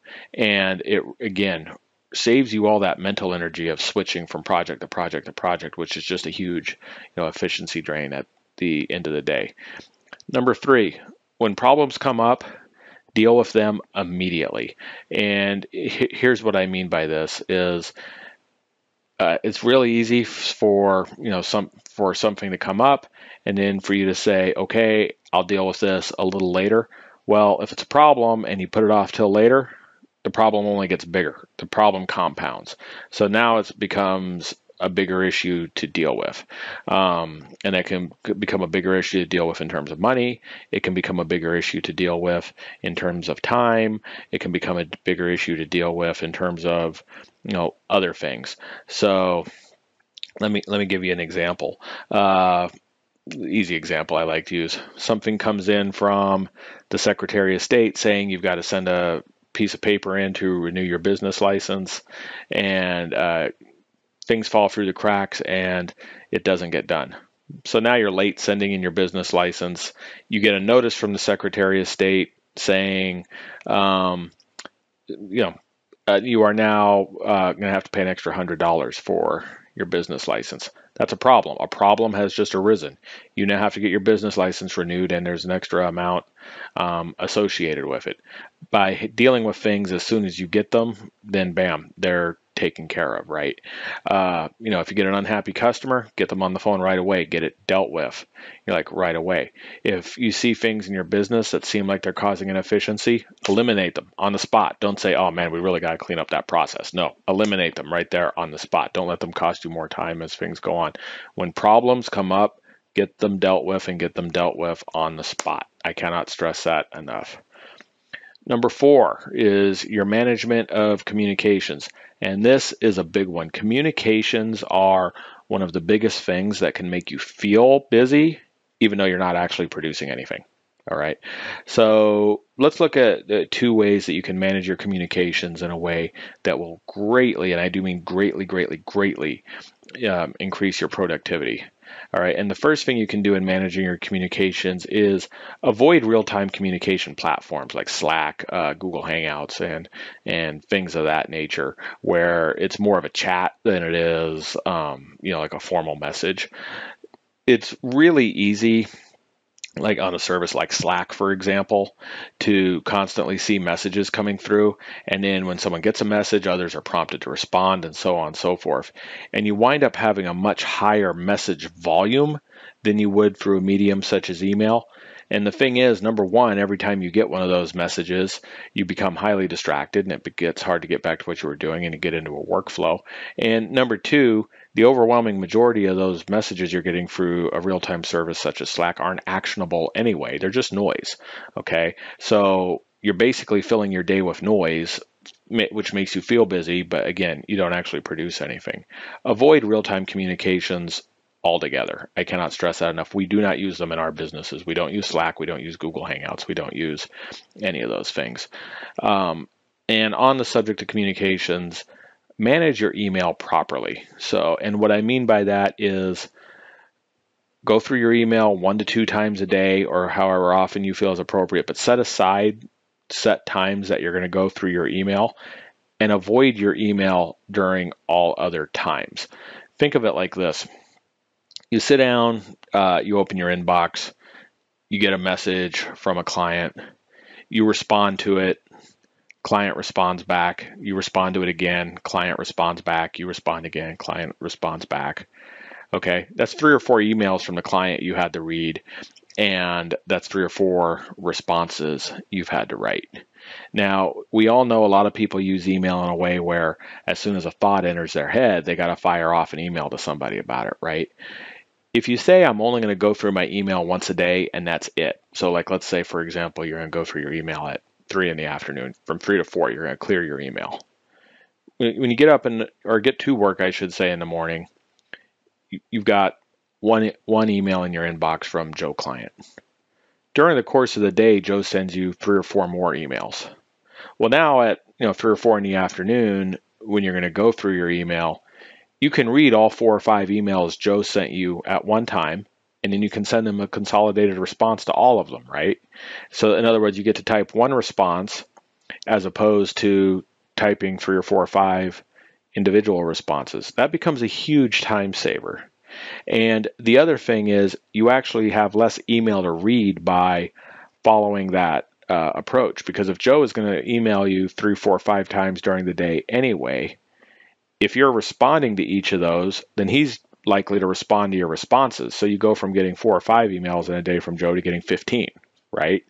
So you greatly reduce the number of emails you have to read by going through your email once a day or twice a day, but again, leaving your inbox closed at all other times, or if it's not going to be closed, at least not responding. So set aside set times that you're going to respond to email, and then go through it using the Ohio method, which we discussed a minute ago. So if an email asks you for something, don't just respond and say, I'll get back to you on that. Respond with what the email actually asks for, and only go through that inbox once a day, and you will be surprised at how much less time you spend than your competitors going through email. So let's put together everything we just talked about. Let's say your competitor does not follow the only handle it once method, which was number 1, which means your competitors that work 40 hours a week, and they probably spend 10 hours just moving the same stack of paper back and forth like we talked about, right? So number 1, they don't follow the Ohio method. So how much time are they losing there? Number 2, your competitors jumping between projects all the time, which means they don't produce as much, right?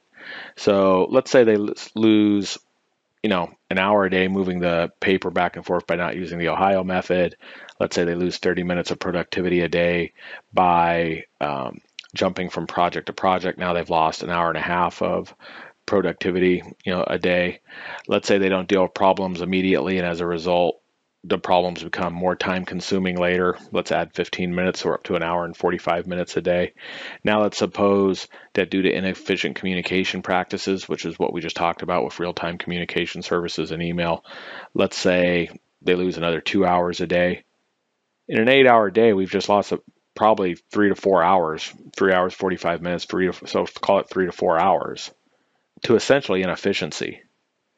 So if you go to work for 8 hours and that person goes to work for 8 hours and they're losing, let's say 4 hours of their day to inefficiency, and you're not, you're going to produce twice as much as they are in an 8-hour day, which means you're going to make twice as much money as they do working the same amount of hours. Now combine that with the last section of our video where we talked about the need to put in a few extra hours, and combine that extra productivity with those extra hours, the next thing you know, your income shoots through the roof, right? So again, time, but also productivity. So focus on the tips we've just talked about in this, and you are going to be fine. And you will actually see your income go up substantially. Well, this is going to wrap up our course on how to succeed as a freelance developer. I hope you found this helpful. If you have any questions, please feel free to contact me directly. You can email me, message me through LinkedIn, whatever works best for you. And thanks for watching.